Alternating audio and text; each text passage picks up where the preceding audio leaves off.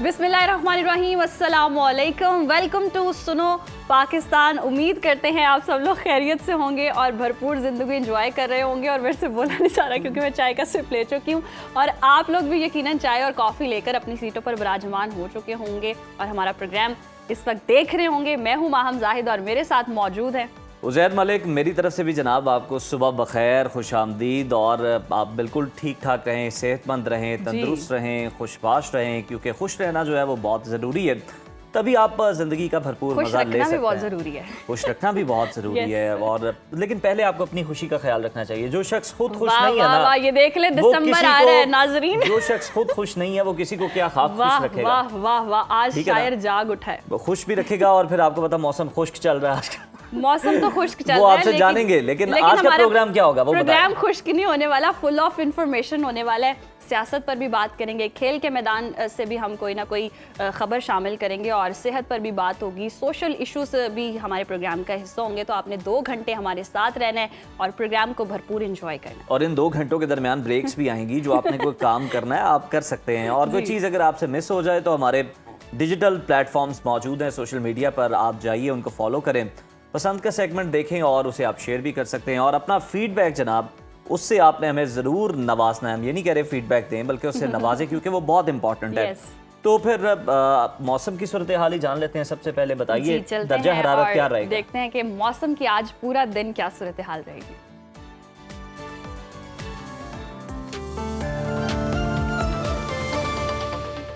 नाज़रीन, मुल्क के बेशतर इलाकों में मौसम सर्द और खुश्क रहेगा, ताहम पहाड़ी इलाकों में खून जमा देने वाली सर्दी शुरू हो गई है। महकमा मौसमियात के मुताबिक पंजाब और खैबर पख्तूनख्वा के मैदानी इलाकों में धुंध की शिद्दत में मजीद इजाफे की तवक्को है। तो मुख्तलिफ शहरों में मौसम की क्या सूरत हाल रहेगी, आइए जानते हैं। और हमेशा की तरह सबसे पहले बात करते हैं गिलगित बल्तिस्तान की, जहाँ अक्सर इलाके शदीद सर्दी की लपेट में रहेंगे। गिलगित के टेम्परेचर की बात करें तो यहाँ पर ज़्यादा से ज़्यादा दर्जा हरारत 11 और कम से कम -0 डिग्री रहने का इम्कान है। जबकि स्कर्दू में हम देख रहे हैं ज़्यादा से ज़्यादा टेम्परेचर है 5 और कम से कम -8 डिग्री रहने की तवक्को है। महकमा मौसमियात के मुताबिक आइंदा 24 घंटों के दौरान गिलगित बल्तिस्तान में मौसम सर्द और खुश्क रहने का इम्कान है। और अब बात करते हैं जन्नत नज़ीर वादी आज़ाद कश्मीर की, जहां बेशतर इलाकों में शदीद सर्दी का राज बरकरार रहेगा। दारुल हुकूमत मुजफ्फराबाद का जिक्र कर लेते हैं। यहाँ पर हम देख रहे हैं ज़्यादा से ज़्यादा दर्जा हरारत है 22 और कम से कम 5 डिग्री रहने का इम्कान है। जबकि श्रीनगर में पारा जो है ज़्यादा से ज़्यादा वो है 13 और कम से कम -5 डिग्री गिरने का इम्कान है। मौसम का हाल बताने वालों ने आइंदा 24 घंटों के दौरान कश्मीर में मौसम शदीद सर्द रहने की पेशगोई की है। और अब बात कर लेते हैं खैबर पख्तूनख्वा की और आपके साथ शेयर करते हैं KPK का मौसम, जहां पर हम देख रहे हैं सर्दी की शिद्दत में इजाफा हो गया है। सूबाई दारुल हुकूमत पेशावर का रुख करें तो पेशावर में ज़्यादा से ज़्यादा दर्जा हरारत 23 और कम से कम 7 डिग्री रहने का इम्कान है। सवात का रुख करते हैं। सवात में हम देख रहे हैं जो मैक्सिमम टेम्परेचर है वो है 15 और मिनिमम -1 रहने की तवक्को है। महकमा मौसमियात के मुताबिक पेशावर, सवाबी, मर्दान, DI खान और गिरदोनवाह में चंद मकामात पर धुंध पड़ने की तवक्को है। और अब नज़र डाल लेते हैं जी पंजाब के मौसम पर, जहां हम देख रहे हैं सूबे के बेशतर अजला में मौसम सर्द और खुश्क रहेगा। लाहौर लिए चलते हैं। लाहौर में ज़्यादा से ज़्यादा दर्जा हरारत 24 और कम से कम 9 डिग्री रहने का इम्कान है। शहर बेमिसाल इस्लामाबाद की बात करें तो यहाँ पर हम देख रहे हैं जी ज़्यादा से ज़्यादा दर्जा हरारत 22 है और कम से कम 7 डिग्री रहने का इम्कान है।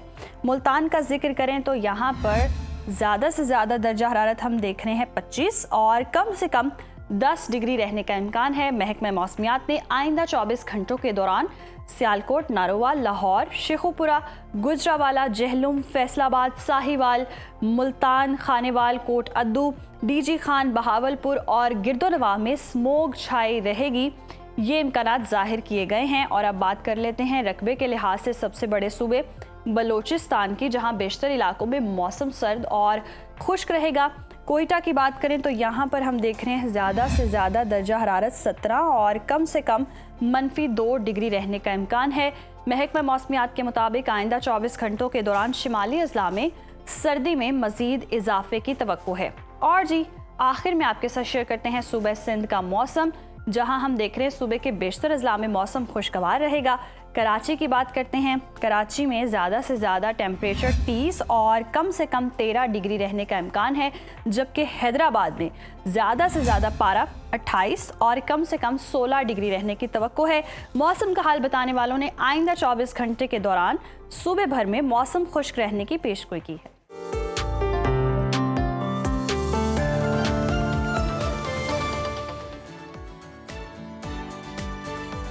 जी तो नाज़रीन, ये थी मौसम की सूरत हाल। और अब कुछ बात कर लेते हैं सियासी सूरत हाल की। और ज़िमनी इलेक्शन के बड़े मार्के की बात करें तो मुस्लिम लीग नून ने यह मार्का जीत लिया है।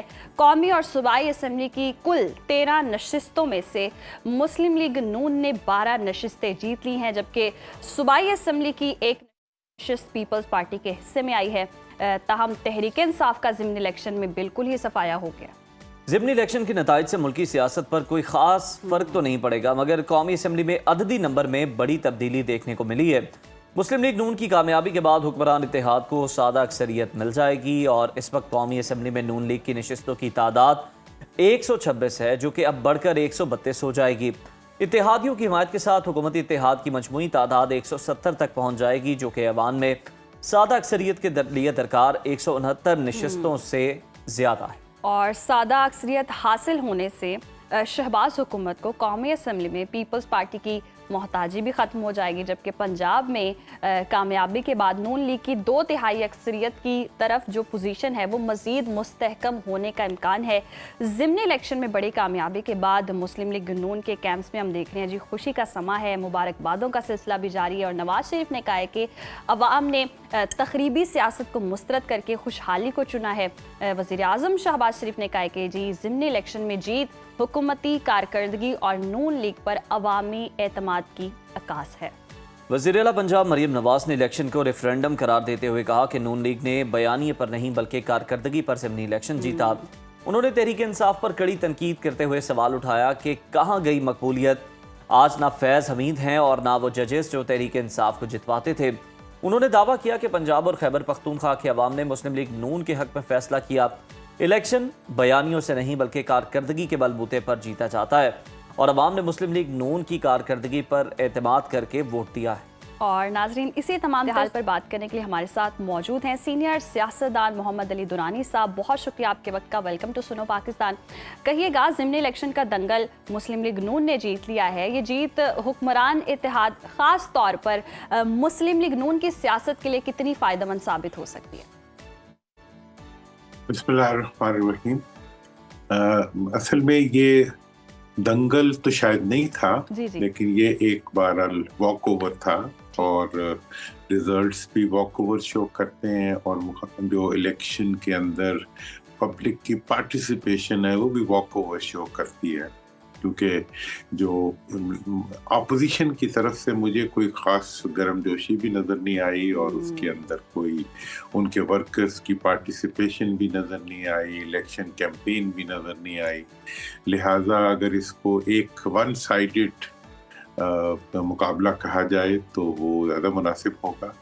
हाँ, हुकूमत को इसके ऊपर खुशी तो ज़रूर मनानी चाहिए और मनाते भी हैं। जो जीतता है उसका हक भी होता है कि वो खुशी मनाए, लेकिन ये है कि खुशी के अंदर उन्हें ये ज़रूर देखना चाहिए कि पब्लिक के अंदर मकबूलियत जो है वो वाकई उनकी है या नहीं है, और अगर है तो किस वजह से है और अगर नहीं है तो क्यों नहीं है।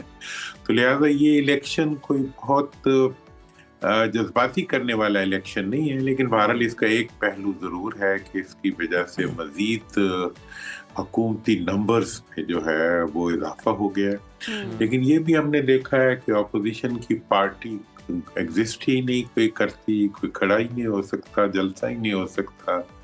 27वीं 26वीं और 27वीं तरमीम भी हो चुकी हैं। इसके बाद तो बस जो कुछ है वो ठीक है। दुरानी साहब, आप कह रहे हैं कि ये देखना है कि किस बुनियाद पर, तो वज़ीर आला पंजाब मरीम नवाज तो ये कह रही हैं कि ये बयानिए पर नहीं है बल्कि कारकर्दगी की बुनियाद पर हमें वोट मिला है और तहरीक इंसाफ जो है वो धांधली के इल्ज़ामात लगा रही है। आप समझते हैं कि मुस्लिम लीग नून का दावा दुरुस्त है कि कारकर्दगी इतनी ज़बरदस्त है वफाक में भी पंजाब में भी कि उस बुनियाद पर वोट मिले हैं? देखिए, वो जिस पार्टी को ये कह रहे हैं वो तो पार्टी इलेक्शन में ही नहीं है। जी। उसको तो इलेक्शन में कोई पार्टिसिपेट ही नहीं करने देता, ना उनके कैंडिडेट्स खड़े हो सकते हैं, ना उन्होंने खड़े किए हैं। तो लिहाजा जो उनकी फतह है, जी। तो वो फतह तो उनकी है फतह, वो खुश हो सकती हैं इस पे जी। डेफिनेटली। लेकिन ये है कि अगर हकीकत की नज़र से देखा जाए, पब्लिक की नज़र से देखा जाए, तो कोई इसमें गर्मजोशी माहौल की नज़र नहीं आती। और इस सही। कामयाबी को, हुकूमत को अपनी कारकर्दगी की कामयाबी भी समझना चाहिए। अब कारकर्दगी कौन सी कारकर्दगी है? वो मैनेजमेंट की कारकर्दगी है, वो तरमीमों की कारकर्दगी है, इनको दबाने की कारकर्दगी दुरानी साहब, है। हुकूमती कारकर्दगी है, वो कह रहे हैं कि जो हमने अवाम की खिदमत की है। वो अगर वो ये सोचते हैं तो फिर उनका हक है, उन्होंने वाकई खिदमत तो वो कर ही रहे होंगे और उस पर खुश या भी मोहम्मद अली होंगे। दुरानी साहब, आप ये तो- कहना चाह रहे हैं वो क्लास में एक ही बच्चा होता है सिर्फ और वही फर्स्ट आ जाता है, ऐसी सूरत हाल है? हाँ, मेरा तो ख्याल है असल में तो ये इलेक्शंस जो है ना, ये इलेक्शन कमीशन जीता है, सही। ठीक है ना जी। पार्टी तो बाद में जीतेगी कोई, तो ये इलेक्शन कमीशन 2004 से जीतता आ रहा है, 8 फरवरी से शुरू हुआ है, अभी तक जीतता जा रहा है। जी। तो आगे भी, लेकिन इससे ये भी एक तवक्को पैदा हो जाती है, शायद आगे भी ऐसा ही सिलसिला जारी रहे, तो फिर हुकूमत को अपनी बात सही लग रही होगी। सही। लेकिन मैं समझता हूँ हुकूमत में मियाँ साहब हो गए, बाकी जैसे मरियम बीबी हैं, और बाकी ये जो है बड़े बड़े सीजन पॉलिटिशियंस हैं, और उनको थोड़ा सा हकीकत के करीब होकर अपने आप को भी एवेलुएट करना चाहिए और सिचुएशन के ऊपर कमेंट्स करने चाहिए कि जी 5 से 10% वोटिंग रेशो के ऊपर जो है आप कितनी खुशी मना सकते हैं, और फिर ये है कि अपनी ही जीत के ऊपर आप ऑपोजिशन की गैर मौजूदगी में कितना उसको सेलिब्रेट कर सकते हैं। वो अगर यही कारकर्दगी की वजह से इतने लोग आए हैं तो ये भी बहुत बड़ा सवालिया निशान है। तो मैं समझता हूँ कि इस वक्त अब सोशल मीडिया का दौर है और एक अवेयरनेस है पब्लिक के अंदर, तो इस वक्त हुकूमत को बड़ी एहतियात से अपने आप को असेस करना चाहिए और अवाम के जज्बात के बारे में, अवाम की मुश्किलात के बारे में रियलाइजेशन ज्यादा होनी बिल्कुल चाहिए। रियलाइजेशन होनी चाहिए सर, और अवाम ने सीरियस ही नहीं लिया लगता दुरानी साहब। जिस तरह आपसे कह रहे हैं कि आप कह रहे हैं कि 5 से 10% जो अवाम है वो बाहर निकली होगी, तो सर लगता यूँ है कि यहाँ तो कोरम की निशानदेही हो जानी चाहिए कि कोरम ही पूरा नहीं है। और अगर देखा जाए तो जो जीतने वाले हैं और जो हारने वाले हैं उनके वोटों को मिलाएं तो आपको लगता है कि वो 5-10% बनता है? वही ना, इतने बहुत लो बनता है, इससे भी लो बनता है। और मैं तो ये समझता हूँ कि जी इसीलिए हमने तो बहरहाल सियासत में यही सीखा है कि कामयाबी को भी हकीकत की नज़र से देखना चाहिए, ठीक है ना जी। इतनी कम पब्लिक की पार्टिसिपेशन आइंदा की जमहूरी प्रोसेस के लिए और पाकिस्तान में जमहूरियत के लिए बहुत खदशात रखती है।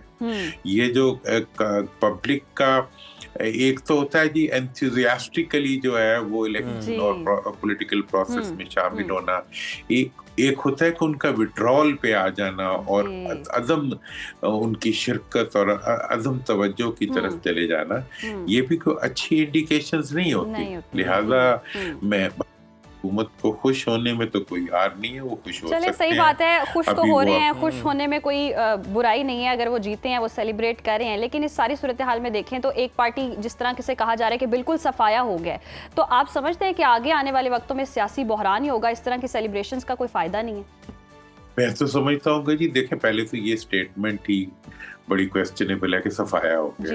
हाँ जी, मतलब सफाया हो तो नहीं गया, कहीं सफाया कर दिया, that will be the more appropriate word कि हमने सफाया कर दिया। मतलब ये है कि इलेक्शन कमीशन ने चले सफाया कर दिया, मतलब उन्होंने किसी को छोड़ा ही नहीं है। वो एक इश्तिहार आया करता था, दूर दूर तक कोई मद्दे मुकाबिल ही नहीं ना। मतलब ये है कि आपने तो बात ही कर दी कि अकेला बच्चा था वो फर्स्ट आ गया, तो अब तो फर्स्ट तो आप आए हैं, फर्स्ट सेलिब्रेट चाहिए। लेकिन ये है कि बहुत पॉलिटिकल प्रोसेस से निकली हुई पॉलिटिकल पार्टीज जो है उनको इस मौके के ऊपर थोड़ा सा अपना जो ओपिनियन देनी हो उसको वेल वर्डेड रखना चाहिए, वेल गार्डेड होना चाहिए। पब्लिक उनकी अदम शिरकत को भी ज़रूर क्वेश्चन करना चाहिए, वरना तो इश्तिहार में आप कामयाबियां देख के खुश हो सकते हैं और आप समझते हैं कि हंकी डोरी है, बाकी पब्लिक का क्या हाल है और वो हम पब्लिक पे जाके देखते हैं तो आप भी देख। पेशगी भी हम देखते हैं कि इश्तिहारात जो है ना वो छपवा दिए जाते हैं, लेकिन जब फिर नतीजा आता है तो वो फिर कुछ और ही होता है, ये अक्सर बदला हुआ होता है। दुरानी साहब, आप नहीं समझते कि चलें ये तो जीत जिनको हासिल हुई है, लेकिन उन्हें भी एनालिसिस करने की ज़रूरत है कि अवाम जो है वो क्यों इंटरेस्टेड नहीं थी सर। लेकिन तहरीक इंसाफ की तरफ अगर हम आ जाएं तो आपको नहीं लगता कि हमेशा मौरूसी सियासत के खिलाफ, मौरूसियत के खिलाफ बात करने वाली तहरीक इंसाफ हल्का एन 129 में अगर हम देख लें या फिर हम हरीपुर के अंदर देख लें, तो अब उनका ये कहना बनता नहीं है, मौरूसी सियासत का ताना देना बनता नहीं है उनका किसी भी और जमात को? मरूसी सियासत के बारे में जो देखिए, मैंने ही मरूसी सियासत के बारे में पाकिस्तान में सबसे ज़्यादा बात की है और मैं अभी भी यही समझता हूँ कि ये एक बहुत बड़ा चैलेंज है पाकिस्तान की सियासी अमल के लिए। देखिए, मरूसी सियासत में जो इस हल्के होते हैं, बल्दियाती इदारे हैं, सूबाई हल्के हैं, इसके अंदर फैमिलीज होती हैं। फैमिलीज का एक फर्द अगर एक मतलब खुदा न खास्ता कोई किसी वजह से एप्रीहेंड हो जाता है इलेक्शन में हिस्सा लेने से, तो फिर उस सूरत में ऑब्वियसली उसी की फैमिली का कोई दूसरा फर्द भी आ जाता है। ये तो एक बात है, लेकिन उसको भी किसी हद तक मरूसियत तो कहा जाएगा। लेकिन जो असल मरूसियत जिसका सबसे बड़ा जिसको दुनिया भर में क्वेश्चन किया जाता है वो ये है कि पैदाइश की बुनियाद पे पार्टियों की हुक्मरानी और सरबराहियां जो हैं वो जो मतलब नस्ल दर नस्ल जो है पैदा होते बच्चों को किसी बादशाहत की तरह मुंतकिल होना जो है ये एक हकीकी मरूसियत है। और मैं समझता हूँ इस वक्त पाकिस्तान में दो पार्टियां ऐसी हैं जो कि इस मरूसियत से यकीनी तौर पे अभी तक उसमें नहीं मुब्तला हुई। एक जमात इस्लामी है और लेकिन दुरानी साहब यहाँ पर एक चीज़ देखने वाली है। चले हम हल्का एन 129 की सिचुएशन को देख लेते हैं। हमाद अजहर साहब नो डाउट बड़े स्ट्रॉन्ग कैंडिडेट थे, आपने इलेक्शन नहीं लड़ना था, इट्स ओके, लेकिन आपने अपने रिश्तेदार को आगे कर दिया, चौधरी अरसलान को, जिसमें मतलब हल्के के लोग भी नहीं उन्हें जानते थे, ना उनकी कोई शनासाई थी। आप अगर हमाद अजहर साहब नहीं लड़े थे तो हल्के से कोई ऐसा शख्स खड़ा किया जा सकता था जो कि वहाँ का रहने वाला हो, जो कि लोगों से मिलता जुलता हो और लोग उसे वोट दें। ये सब तक तो बात ठीक है। ये देखें, बिल्कुल ये तो जायज़ बात है। और वैसे भी मैं तो ये समझता हूँ कि पीटीआई जो है वो इमरान खान साहब की, चूंकि देखें बाकी मरूसी पार्टियां और पीटीआई जो है वो उस पर फर्ज वाहिद की पार्टी है, मतलब एक पर्सनल उसमें उनकी जो वो है इक़्तिदार है वो बहुत ही एक पर्सनलाइज्ड है, एक मतलब शख्सी अख्तियार है उसमें।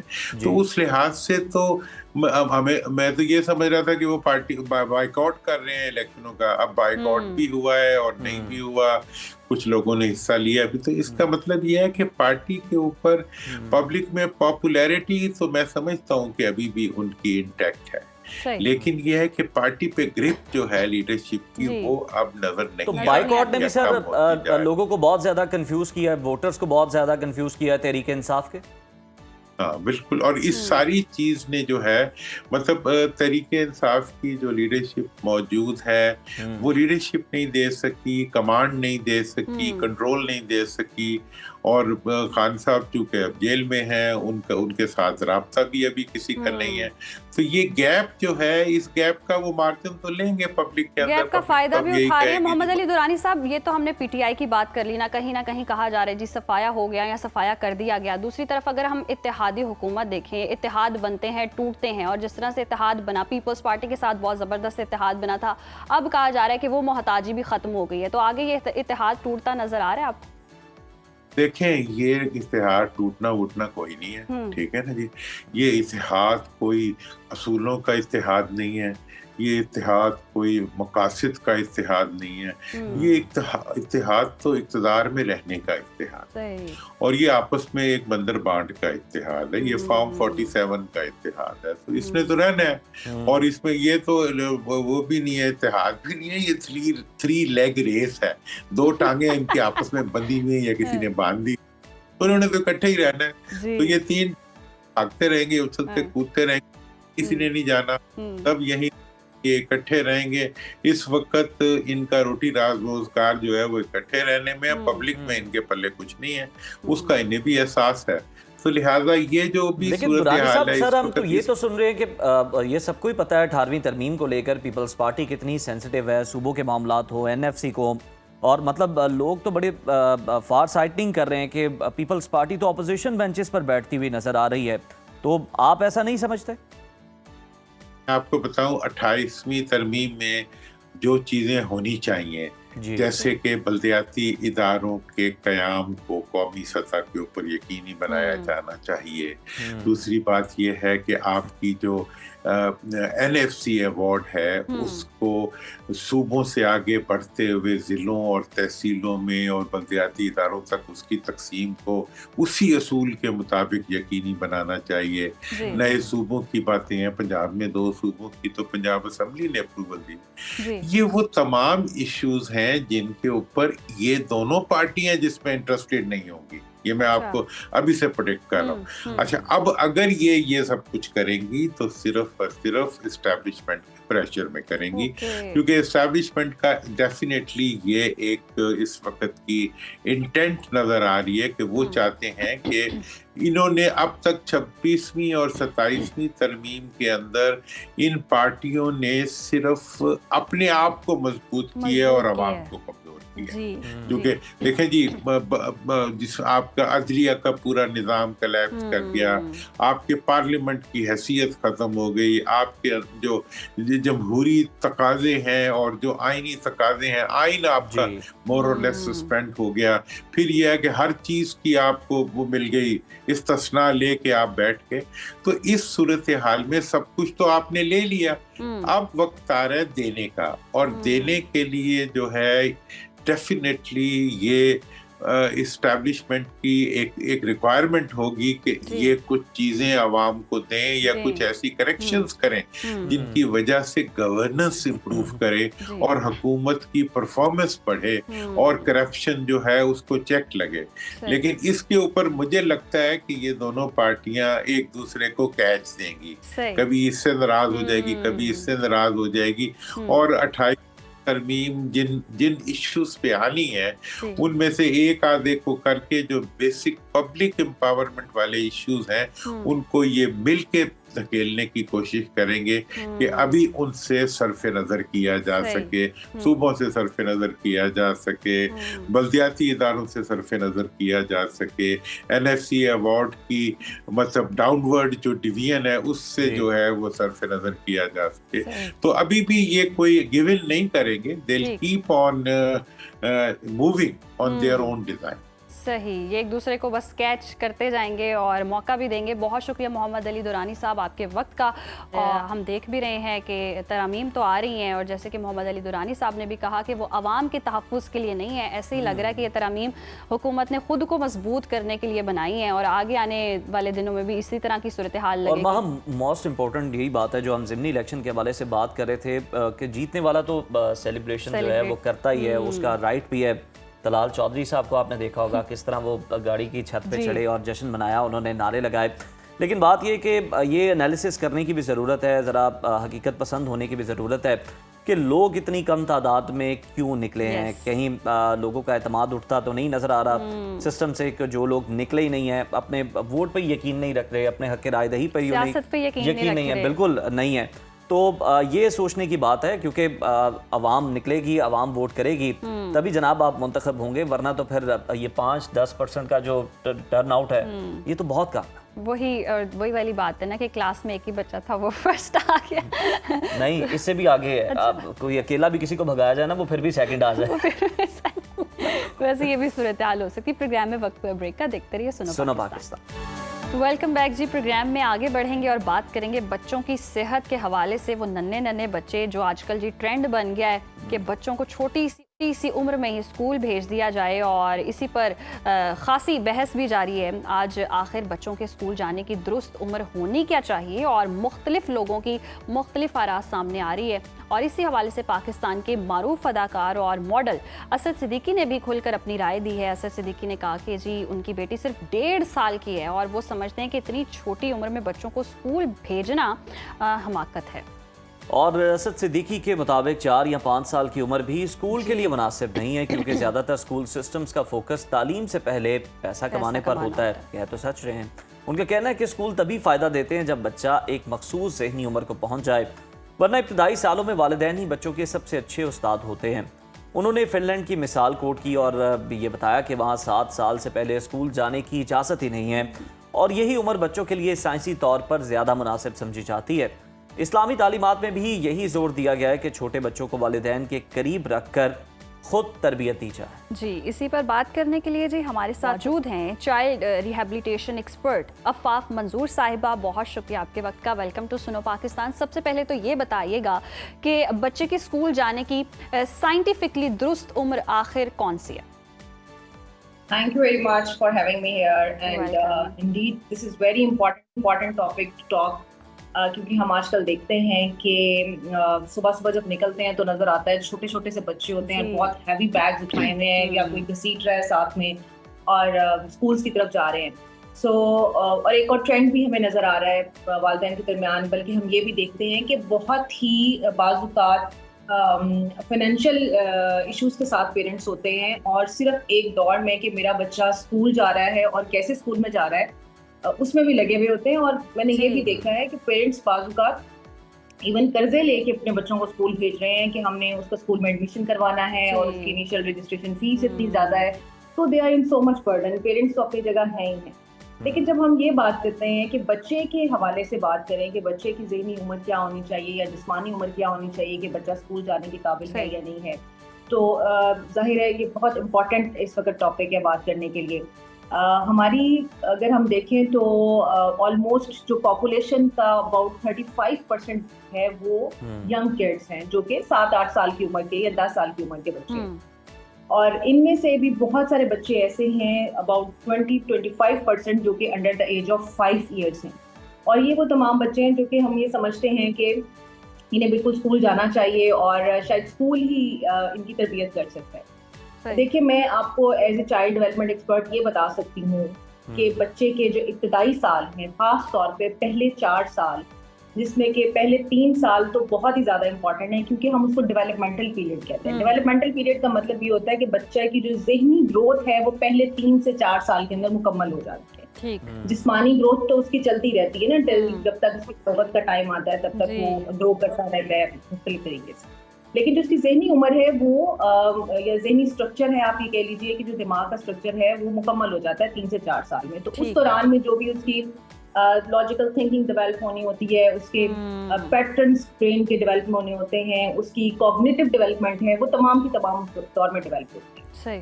और हर बच्चे का ये हक है कि उसको सेफ एनवायरनमेंट दिया जाए, उसको हैप्पीनेस के साथ रेस किया जाए, खुशी के साथ रेस किया जाए। अब जब होता ये है कि आप बहुत छोटा सा बच्चा, जैसे कि आजकल हमें स्कूल्स में ट्रेंड नजर आता है और खास तौर पे प्राइवेट स्कूल्स में ट्रेंड नजर आता है जी। अगर आप गवर्नमेंट ऑफ पाकिस्तान की बात करते हैं तो गवर्नमेंट ऑफ पाकिस्तान का जो कॉन्स्टिट्यूशन है वो ये कहता है कि 5 साल की उम्र से लेके 16 साल तक की उम्र में जो बच्चे मौजूद हैं उनका हक है कि वो तालीम हासिल करें जी। तो पाकिस्तानी कॉन्स्टिट्यूशन में हम देखते हैं कि 5 साल से कम उम्र बच्चे को स्कूल के लिए बाउंड नहीं किया जाता। It's very clear. अच्छा, अब ये पेरेंट्स का अपना एक ट्रेंड सेट है कि वो कहते हैं कि हम 5 साल से पहले बच्चे को स्कूल भेज दें तो शायद वो बहुत सारी चीजें सीख ले और वो उसकी अच्छी ग्रूमिंग और अच्छी ग्रोथ होता है। लेकिन जो इब्तदाई तालीम है जिसे आप प्राइमरी एजुकेशन कहते हैं ना, उसका मकसद ये होता है कि आप बच्चे की करैक्टर बिल्डिंग करें, उसको वैल्यूज सिखाएं। तो आप ये जरूर सोच लें कि आप जिस स्कूल में उसको भेज रहे हैं या स्कूल का जो एनवायरनमेंट है या आप उसको ये कह लीजिए कि आप वो सारे एनवायरनमेंट जो कि स्कूल भेजने के लिए उसको आमादा करता है, क्या वो ऐसा है कि बिल्कुल ये सारी चीजें देखने की जरूरत है। अफाफ, हमें ये भी बताइएगा कि हम देखते हैं कि किंडरगार्टन का ट्रेंड है, प्ले ग्रुप है, मतलब हमने तो नर्सरी सुना था, लेकिन ये सब कुछ भी मौजूद है और बहुत छोटे मोंटेसरी है, यस, और बहुत छोटे बच्चों को वहाँ पर भेज दिया जाता है। आप समझती हैं कि क्या ये ट्रेंड ठीक है, ये बच्चों की नशोनुमा के लिए पॉजिटिव है, नेगेटिव है, क्या है? देखिए, जो मॉन्टेसरी का कॉन्सेप्ट है वो बच्चों की बेसिक हैप्पीनेस और लर्निंग के साथ है। सही। मुझे ये लगता है कि हमारा जो माहौल है या हमारे जो स्कूल्स का स्ट्रक्चर है, जैसे हमारे यहाँ पे स्कूल्स जो है ना वो डिफरेंट तरह के हैं। हमारे यहाँ बहुत ज्यादा कॉन्सेप्ट इस टाइम स्ट्रीट स्कूल्स का है। स्ट्रीट स्कूल से मुराद ये कि आपने देखा होगा हर गली मोहल्ले में छोटी छोटी बिल्डिंग्स के अंदर स्कूल्स बने हैं। और अगर आप मॉन्टेसरी का कॉन्सेप्ट जो कि मारिया मॉन्टेसरी ने दिया था, उसके मुताबिक बच्चे को play based happiness learning opportunities देने की जरूरत है। अब आप देखें कि क्या आप एक 5 मरले या 7 मरले के मकान में बना हुआ जो स्कूल है उसके अंदर आप बच्चे को कितनी अपॉर्चुनिटीज दे सकते हैं लर्निंग की। आप ना तो उसको डेमोन्स्ट्रेशन दे सकते हैं, ना आप उसको प्लेग्राउंड में लेके जा सकते हैं, ना आप उसको लाइव एक्सपीरियंसेस करवा सकते हैं। तो आप एक कमरे के अंदर बिठा के कितना उसको सिखा सकते हैं। और अफाफ, जगह के अलावा मसला एक ये भी है कि जो पढ़ाने वाले, जो सिखाने वाले टीचर्स हैं वो कितने वेल ट्रेन्ड हैं और कितने सेल्फलेस और सिंसियर हैं। ये आपने बहुत अच्छा पॉइंट हाईलाइट किया उधर। एक्चुअली हमारे यहाँ पे ये भी बहुत प्रॉब्लम है।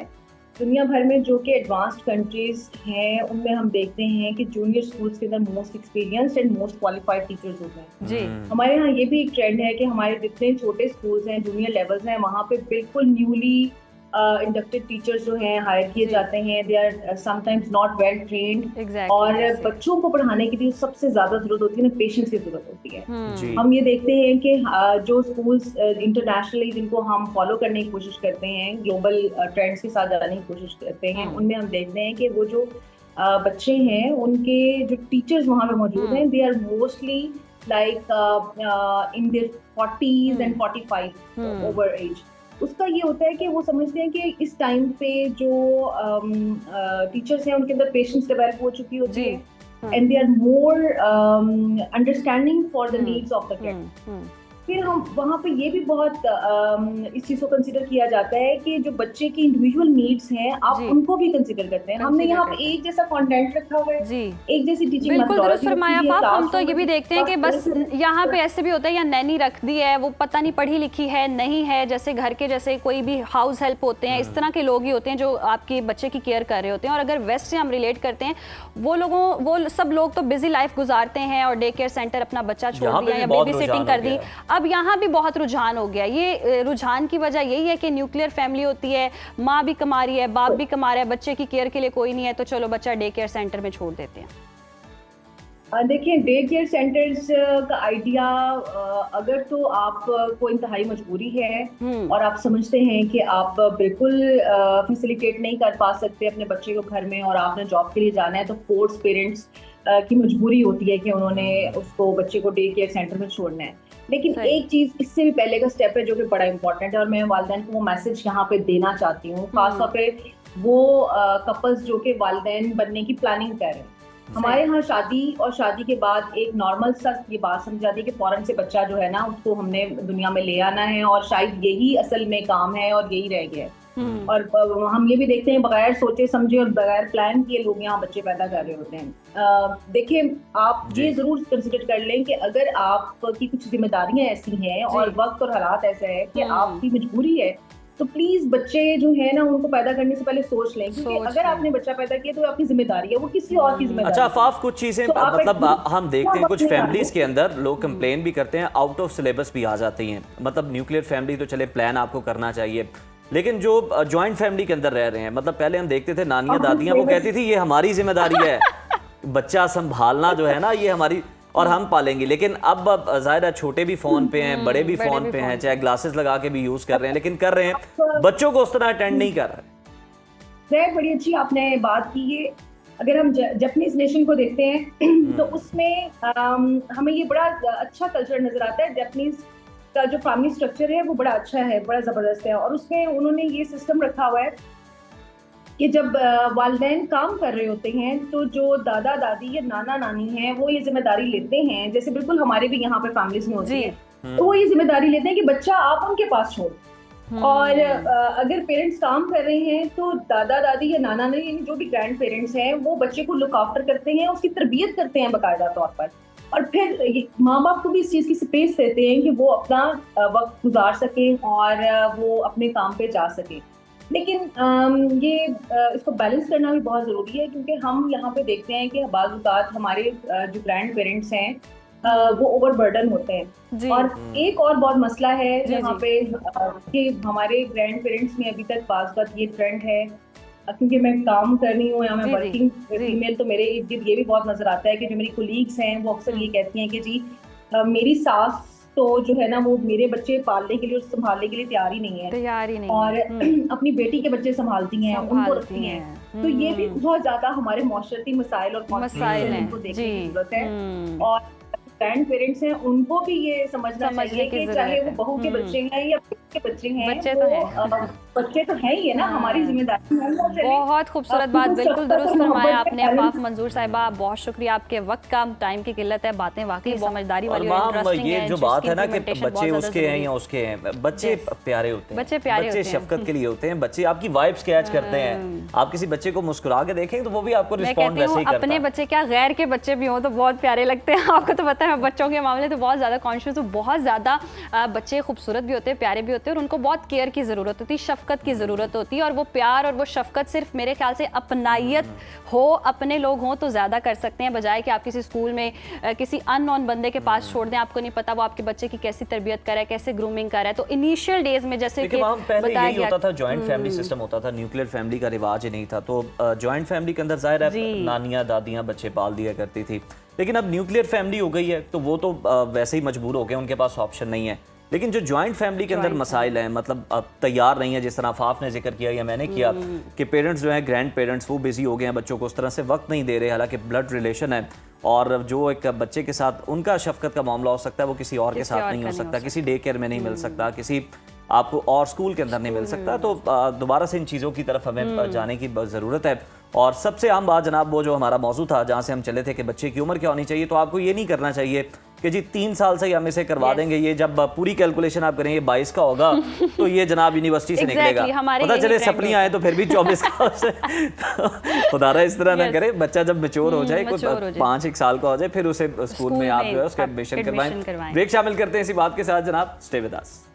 वेलकम बैक नाज़रीन। और प्रोग्राम में आगे बढ़ने से पहले एक अहम खबर शामिल कर लेते हैं। लेजेंड भारतीय अदाकार जो धर्मेंद्र हैं वो 89 बरस की उम्र में चल बसे हैं। भारतीय मीडिया के मुताबिक बॉलीवुड के सीनियर अदाकार धर्मेंद्र तवील अरसे से बीमार थे। 2 हफ्ते कबल सांस में दुश्वारी के बायस अस्पताल उनको मुंतकिल किया गया था, जहाँ वो दम तोड़ गए। 8 दिसंबर 1935 में पंजाब के ज़िला लुधियानी में पैदा होने वाले धर्मेंद्र का असल नाम धर्मेंद्र केवल कृष्ण देओल था। कुछ अरसा मुलाजमत की, बाद में फिल्म फेयर के टैलेंट हंट के जरिए मुंबई पहुंचे थे। लेजेंड भारतीय अदाकार, बल्कि भारतीय के बजाय हम उन्हें बड़े सगीर का कहें, क्योंकि ये जो फनकार हैं ये बड़े सगीर के फनकार हैं। Exactly. तो जनाब इन्होंने अपनी फिल्मी सफ़र का जो आगाज़ है, दिल भी तेरा हम भी तेरे, 1960 की दिहाई में ये फिल्म आई थी, वहाँ से उन्होंने किया। मगर 1966 में फिल्म फूल और पत्थर ने उन्हें स्टार बनाया। मेरा गांव मेरा देश, चुपके चुपके, गुलामी, सत्याकाम, सत्या और गीता, धर्मवीर, शोले, यादों की बारात, अपने और ड्रीम गर्ल जैसी शोरा आफाक फिल्में उन्होंने दी। और उन्होंने 300 से ज़्यादा फिल्मों में काम किया। लातादाद यादगार किरदार उन्होंने निभाए और उनके साथ भरपूर इंसाफ किया। 2004 से 2009 तक रुकने पार्लियामेंट पे भी रहे और सियासत में भी जनाब उन्होंने तबासमाई की। 2012 में उन्हें भारत का सबसे बड़ा अवार्ड पद्म भूषण से नवाजा गया। और उन्होंने फिल्म इंडस्ट्री में कदम रखने से पहले 19 साल की उम्र में 1954 में प्रकाश कोर से शादी की और बाद अज़ां उन्हें अदाकार हेमा मालिनी से प्यार हो गया, जिससे उन्होंने शादी भी कर ली। और 89 साल की उम्र में भी धर्मेंद्र सोशल मीडिया पर बहुत ज़्यादा सरगर्म रहे।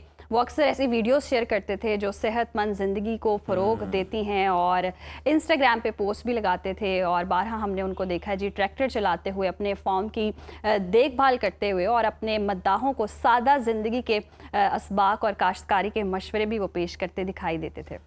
बॉलीवुड के लेजेंडरी अदाकार धर्मेंद्र का 6 दहाइयों पर फैला हुआ फिल्मी सफ़र जो है वो इख्तिताम पजीर हो गया है। धर्मेंद्र के इंतकाल पर बॉलीवुड की फिल्मी दुनिया सोग में डूबी नजर आती है। अमिताभ बच्चन हो, आमिर खान हो, सलमान खान हो, अक्षय कुमार, हिमा मालिनी ने अफसोस का इजहार किया, जबकि करण जौहर ने सोशल मीडिया पर लिखा कि एक अहद तमाम हुआ। काजोल ने ताज़ियती पैगाम में कहा कि एक अच्छा आदमी इस दुनिया से चला गया और यकीनन एक बहुत बड़ा फनकार था जो कि इस दुनिया से चला। एग्जैक्टली, और उनके बड़े बड़े डायलॉग्स थे जो बहुत ज़्यादा फेमस हुए थे, और आप सब लोग जानेंगे जैसे कि उनका ये डायलॉग बहुत ज़्यादा मशहूर है, बसंती आ गया, आप लोगों को पता ही है।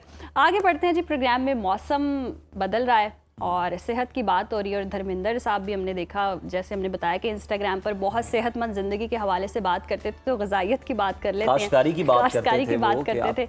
तो ग़िज़ाएँ जो हैं वो ऑब्वियसली जब मौसम बदलता है तो तब्दील हो जाती हैं। सर्दी में भूख बढ़ जाती है, पानी कम पीना होता है, और जिस्म को गर्म रखने की कोशिश में गैर ज़रूरी जो कैलोरीज़ हैं वो लेनी होती हैं। ये सब सेहत पर बराह रास्त असर डाल रही होती हैं, और किस तरह से असर डाल रही होती हैं वो तो हम अंदाज़ा लगा सकते हैं। अपनी डाइट प्लान को, अपनी प्लेट को देख के बता सकते हैं। और साथ ही साथ अगर आप देखें डाइट प्लान आपका कैसा होना चाहिए सर्दियों के अंदर, ख़ास तौर पर क़ुव्वत मुदाफ़िअत को मजबूत बनाने के लिए क्या एहतियात बरतने की ज़रूरत है, वज़न बढ़ने से कैसे बचा जा सकता है, बात कर लेते हैं। माहिर ग़िज़ाइयत डॉक्टर मारिया हमारे साथ मौजूद हैं। Doctor Maria, welcome to Suno Pakistan, good morning. बदलते मौसम में इंसान के जिस्म की ग़िज़ाई ज़रूरियात हम देखते हैं कि बदलती भी हैं, डाइट भी चेंज होती है। सरमा के अंदर हमारा डाइट प्लान क्या होना चाहिए, कौन सी हमें अपने डाइट प्लान में तब्दीलियां करनी चाहिए? अस्सलाम वालेकुम एवरीबॉडी। अस्सलाम वालेकुम एवरीबॉडी। अस्सलाम। सर्दियों के मौसम में ये 3 मेजर फूड ग्रुप्स हैं। दुनिया में जितने भी खाने हैं ना वो बेसिकली 3 ग्रुप्स में डिवाइड मुड़ धुड़ के वापस 3 ग्रुप्स में ही आते हैं। एक है कार्ब्स, प्रोटीन्स और फैट्स।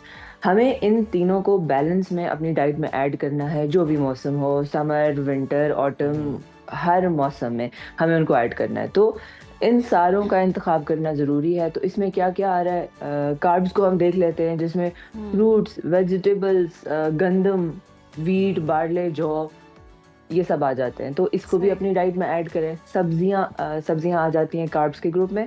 फिर उसके बाद प्रोटीन्स हैं जिसके अंदर। अच्छा मारिया, इससे पहले आप प्रोटीन पे जाएं, कार्ब्स के हवाले से मेरा एक क्वेश्चन है। मैंने एक बड़े एक्सपर्ट डॉक्टर हैं, बड़े सीनियर हैं, उनको मैंने सुना, वो कहते हैं कि आपके हेड टू टो आपकी बॉडी के किसी सेल को कार्ब्स की जरूरत ही नहीं है, आप चाहे ना भी लें आपका काम चलता रहेगा। Is it true?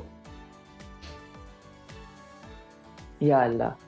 और ये सवाल है, दो डॉक्टर्स बैठ के डिस्कशन कर रहे थे। मतलब ये कि उज़ैर को अपना डॉक्टर चेंज करना चाहिए। मेरा डॉक्टर नहीं, पॉडकास्ट का डॉक्टर। अच्छा। फिर बात ये है कि जब अल्लाह ने हमें बनाया तो कार्ब्स में मैंने जैसे आपको बताया जिसमें आ जाता है गंदम, बाजरा, जो सारी हर किस्म की जो वीट है वो आ जाती है। सब्जियां भी आती हैं उसमें और फ्रूट भी आता है। तो अल्लाह जब हमें बना रहा था तो तब बनाते तक अल्लाह ठीक था। हमारे खाने की चीजें बनाते हुए अल्लाह से गलतियां होने लग गई जी। अल्लाह गलत चीजें बनाने लग सोचने की बात है जी। ये जो ये कैसे अल्लाह से गलती होगी? ये बिल्कुल सबसे पहले तो अल्लाह की बनाई हुई जो भी, तो ये कार्ब्स जिनको आप कह रहे हैं अल्लाह की बनाए हुए हैं, हाँ इनका एतदाल होना जरूरी है, ये बात अहम है। और कार्ब्स हमारे सबसे पहले ब्रेन की रिक्वायरमेंट है। आप कार्ब्स छोड़ दें और आप सिर्फ प्रोटीन खाएं और फैट खाएं जी, आपका साइकोलॉजिकल बैलेंस थोड़ा सा खराब हो जाएगा। डॉक्टर मारिया, मेरे लिए भी ये हैरान कुन था। मतलब लो कार्ब डाइट तो हम सुनते थे, चलें वहां तक तो ठीक था, ये बिल्कुल ही माइनस वाला समझ में। लेकिन थैंक यू, आपने जो है इसको ये वही वाली बात है कि सोशल मीडिया से आप देखकर अगर ग़िज़ाएं खाना शुरू करेंगे तो आपका अल्लाह ही हाफ़िज़ है। Absolutely, you are very right, guys. तो मैंने इसलिए आपसे पूछा कि जो जिन लोगों ने ये देख लिया वो कहीं अपना नुकसान ना कर बैठे। Yes you are right. और जो प्रोटीन पे बात करें, प्रोटीन में टॉप पे आता है, अक्सर लोग समझते हैं सिर्फ गोश्त ही है। प्रोटीन में दालें आती हैं, प्रोटीन में आपके जो नट्स हैं वो भी आते हैं, नट्स में गुड फैट भी होता है, मगर नट्स जो हैं फॉर एग्जांपल ये जो हमारे आजकल आया हुआ है ड्राई फ्रूट आया हुआ है, बादाम, पिस्ता, अखरोट, पीनट्स, बट एतदाल में खाना है। और फिर हम फैट पे आए तो फैट में सारे एक्सक्लूसिवली नट्स आते हैं। तो इन सारों को ऐड करना है, गर्मी है, सर्दी है, सारे मौसमों में हमने इनको ऐड करना है, हमारे जिस्म को इसकी ज़रूरत है। तो पहले तो ये हो गया। अब यस, सर्दियों की ग़िज़ा थोड़ी सी चेंज हो जाएगी। आप गर्मियों में हम जूसेस पीते हैं बहुत ज़्यादा, शरबतें आ जाती हैं, तो इधर हम ले आएंगे सूप्स। प्लीज़ ऐड करें अपनी डेली रूटीन में। आप अगर लंच और डिनर को ना शुरुआत अगर करें किसी भी सूप से, बहुत ज़बरदस्त सब्जियां आई हुई हैं, कैरेट जिंजर सूप बहुत ज़बरदस्त है। इसके अलावा आप थोड़ा सा अगर प्ले करें कॉर्न सूप के साथ, मुख्तलिफ सूप आप ऐड कर सकते हैं जिससे आपको एक कुव्वत मुदाफ़ियत भी आपका इम्प्रूव होगा, एक आपको वार्म फजी फीलिंग जो हमें चाहिए होती है वो भी आपको उससे मैसर आएगी। तो सूप्स ऐड करें, पानी का इस्तेमाल बहुत ज़्यादा करें। पानी लोग सर्दियों में नहीं पीते और नहीं उन्हें पीते। बहुत ज़्यादा यूरिनरी ट्रैक इन्फेक्शन जी। तक हो जाता है, जिसकी अच्छा। एक वजह ये है कि आप देखिए, हम जब यूरिन करते हैं तो हमारे इन्फेक्शंस जो वहाँ पे सारा बैक्टीरिया बिल्डअप होता है डाउन देयर, वो वॉश होता है इस तरह। सही। तो जब आप पानी नहीं पीते और बहुत लंबी देर तक आप यूरिनेट नहीं करते तो आपको इन्फेक्शंस बिल्ड होती हैं, सही। ये एक बेसिक वजह है इसकी। अच्छा तो डॉक्टर प्लीज मारिया, पानी का जैसे कि इस्तेमाल आपने आपने बताया दो कि आप फ्रूट्स नट्स वगैरह ये सब लें, सूप्स पिएं, और फ़िश का बहुत ज़्यादा इस्तेमाल हो जाता है सर्दियों में, तो वो भी ऑब्वियसली जैसे कि आप कहती भी हैं कि इतदाल में खानी चाहिए, किस टाइम खानी चाहिए? अब हम देख रहे हैं स्टीम खानी चाहिए या फिर ऑयल में फ्राई की हुई वो खानी चाहिए? एब्सोल्युटली। तो फिश जो है ज़बरदस्त है। सी फूड हर किस्म का, जो अगर हम प्रोटीन में बात करें, सबसे मायारी आला मायार का जो प्रोटीन है वो सी फूड है, मतलब ठीक है। मछली है, प्रॉन्स वगैरह अगर आप ऐड करते हैं तो। अब ये इसको मायारी कह दिया हमने, मगर अब इसका खाने का पकाने का तरीका बहुत अहम है। अगर आप इसको ग्रिल करेंगे बेस्ट है, बेक करेंगे बेस्ट है, स्टीम करेंगे बेस्ट है, मगर जैसे ही आप इसको डीप फ्राई करते हैं या इवन शैलो फ्राई भी करते हैं, बेसिकली होता ये है कि जब भी आप फ्राई करते हैं, तेल का इस्तेमाल करते हैं, जो भी खाने की चीज़ होती है, सब्जी है, गोश्त है, वो उस जी। तेल को जज्ब करती है। तो तेल में बहुत ज़्यादा कैलोरीज होती हैं। आपका एक फ्राइड फिश का मील 1500 से 2000 कैलोरीज तक का बन जाता है, जो अगर आप स्टीम करें, बेक करें, तो शायद वो 300-400 कैलोरी का हो, वो आपने 1500-2000 पे पहुंचा दिया। तो अब आपके सामने है वही फिश, अगर आप स्टीम या बेक या करेंगे एक इंसान की सर्विंग, वो 300-400 कैलोरी से आपने 1500-2000 पे पहुंचा दी। तो आपने एक मील में कितनी ज़्यादा कैलोरी खा ली। तो प्लीज़ तेल कम, तेल ख़त्म करें। बल्कि फिश बेहतरीन है सी फूड में, अगर आप डिनर में इसको ऐड करें, साथ में स्टीम वेजिटेबल्स ऐड कर लें, फिश बहुत बेहतरीन है। बहुत शुक्रिया हमारे और वक्त का। फिश के हवाले से तो देखें, अब आपने मारिया से अभी अब यहाँ पे हमें जो है ना वो बाउंड कर दिया है, लिमिट लगा दिया आपने कि इससे ज़्यादा नहीं खा और सकते, डिनर में आपने खानी है। डिनर में खानी है। और बिल्कुल ठीक है जी, वाइट मीट है और बड़ा ज़बरदस्त है, प्रोटीन का बेस्ट सोर्स है, ज़रूर खाइए, लेकिन कोशिश करें कि डीप फ्राई की बजाय आप उसे एयर फ्राई में बना और लें, किसी और गाजर चीज़ के पे ग्रिल हलवे कर लें और आप उसे। पेठे के हलवे, इन पे थोड़ा हाथ हौला रखें, सूप पिए, फिश खाएं, हेल्दी ग़िज़ाएं खाएं और हेल्दी रहें। यहाँ वक्त है ब्रेक का, देखते रहिए Suno Pakistan. Welcome back after the break. नाज़रीन, जहाँ पर पाकिस्तान राइजिंग शाहीन्स ने तो जनाब खुशखबरी हमें दी ही है, कौम का सर फखर से बुलंद किया ही है, वहीं पर जनाब मस्कत में IBSF snooker world cup championship के फाइनल में शानदार कारकर्दगी दिखाते हुए हांगकांग को 2-3 से बल्कि 3-2 से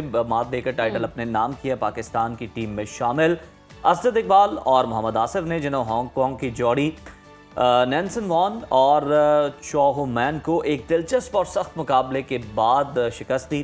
पहले सिंगल्स में चो मैन ने असद इकबाल को हराया और हांगकांग को बरतरी दिलाई, जबकि दूसरे सिंगल्स में मोहम्मद आसिफ ने 82 का शानदार ब्रेक खेलकर मुकाबला बराबर किया, जबकि डबल्स में हांगकांग की जोड़ी कामयाब रही और टीम को 2-1 की बरतरी हासिल। जी बिल्कुल। और रिवर्स सिंगल्स में मोहम्मद आसिफ ने 100 का ब्रेक और असद इकबाल ने 104 का ब्रेक खेलकर दोनों हरीफों को शिकस्त दी और पाकिस्तान ने 3-2 से फतह हासिल की। और ये फतह मोहम्मद आसिफ के करियर का 7वां आलमी टाइटल है, जिसमें 3 टीम टाइटल्स और 3 इनफरादी वर्ल्ड टाइटल्स और 1 वर्ल्ड मास्टर्स का टाइटल शामिल है। तो जनाब देखें, बड़ी शानदार कामयाबियां नसीब हो रही हैं और बड़ी ज़बरदस्त बात है। और इन्हें उस तरह से अप्रिशिएट भी, उस तरह से नवाजा भी जाए जिस तरह क्रिकेट वालों को नवाजा जाता है या फिर किसी और को।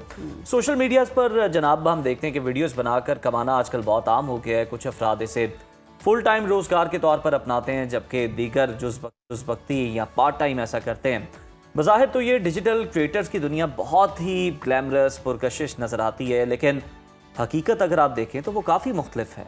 अमेरिका में हार्वर्ड के TH chain school of public health की एक तहकीक में ये बताया गया कि डिजिटल क्रिएटर्स में दिमागी सेहत के मसाइल ज़्यादा देखे जाते हैं। इन अफराद में एंजाइटी, डिप्रेशन, बर्नआउट आम है और बाज़ औक़ात तो अपने काम के दबाव की वजह से खुदकुशी के बारे में भी सोचते हैं, हालांकि ऐसा अमली तौर पर नहीं भी करते और बड़ा एक दूसरे से आगे बढ़ने का जो होता है ना, और ट्रेंड को फॉलो करने का एक प्रेशर होता है, वो भी बहुत मसले का शिकार होते हैं। और अगर हम तहकीक देखें तो शुमाली अमेरिका से ताल्लुक़ रखने वाले 500 फुल और पार्ट टाइम क्रिएटर्स को शामिल किया गया सर्वे के लिए, और नताइज में जी ये सामने आया कि 62% जो हैं वो शदीद थकावट का शिकार हुए हैं, बर्न आउट हुए हैं, और 65% अपने मवाद की कारकर्दगी के जुनून में मुब्तला थे, और 69% माली अदम तहफ़्फ़ुज़ का सामना कर रहे थे। तो मुहक्किकीन के मुताबिक जो क्रिएटर्स हैं उनको मुसलसल नया और तवज्जो तलब मवाद जो है वो तैयार करने का दबाव रहता है, और ऑनलाइन तनकीद का भी सामना होता है। तौहीन अमेज़ जुमले और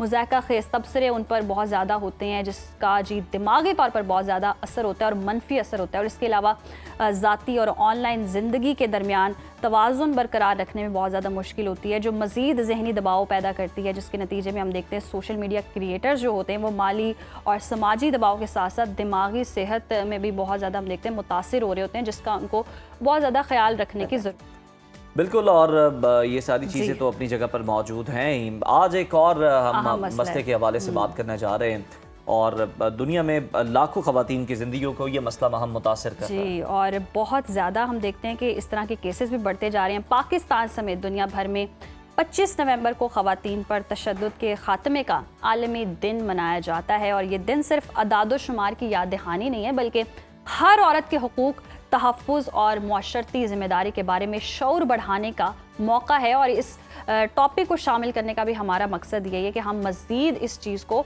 आगे बढ़ाएं और शऊर जो है वो उजागर कर सकें। और इसी से मुतालिक जनाब WHO की रिपोर्ट है, जिसके मुताबिक दुनिया की 1/3 ख़वातीन यानी तकरीबन 840 मिलियन के करीब औरतें अपनी ज़िंदगी में शरीक हयात के तशद्दुद या जिनसी तशद्दुद का सामना कर चुकी हैं। सिर्फ पिछले एक साल में 316 मिलियन ख़वातीन और लड़कियों ने जिस्मानी या जिनसी तशद्दुद बर्दाश्त किया।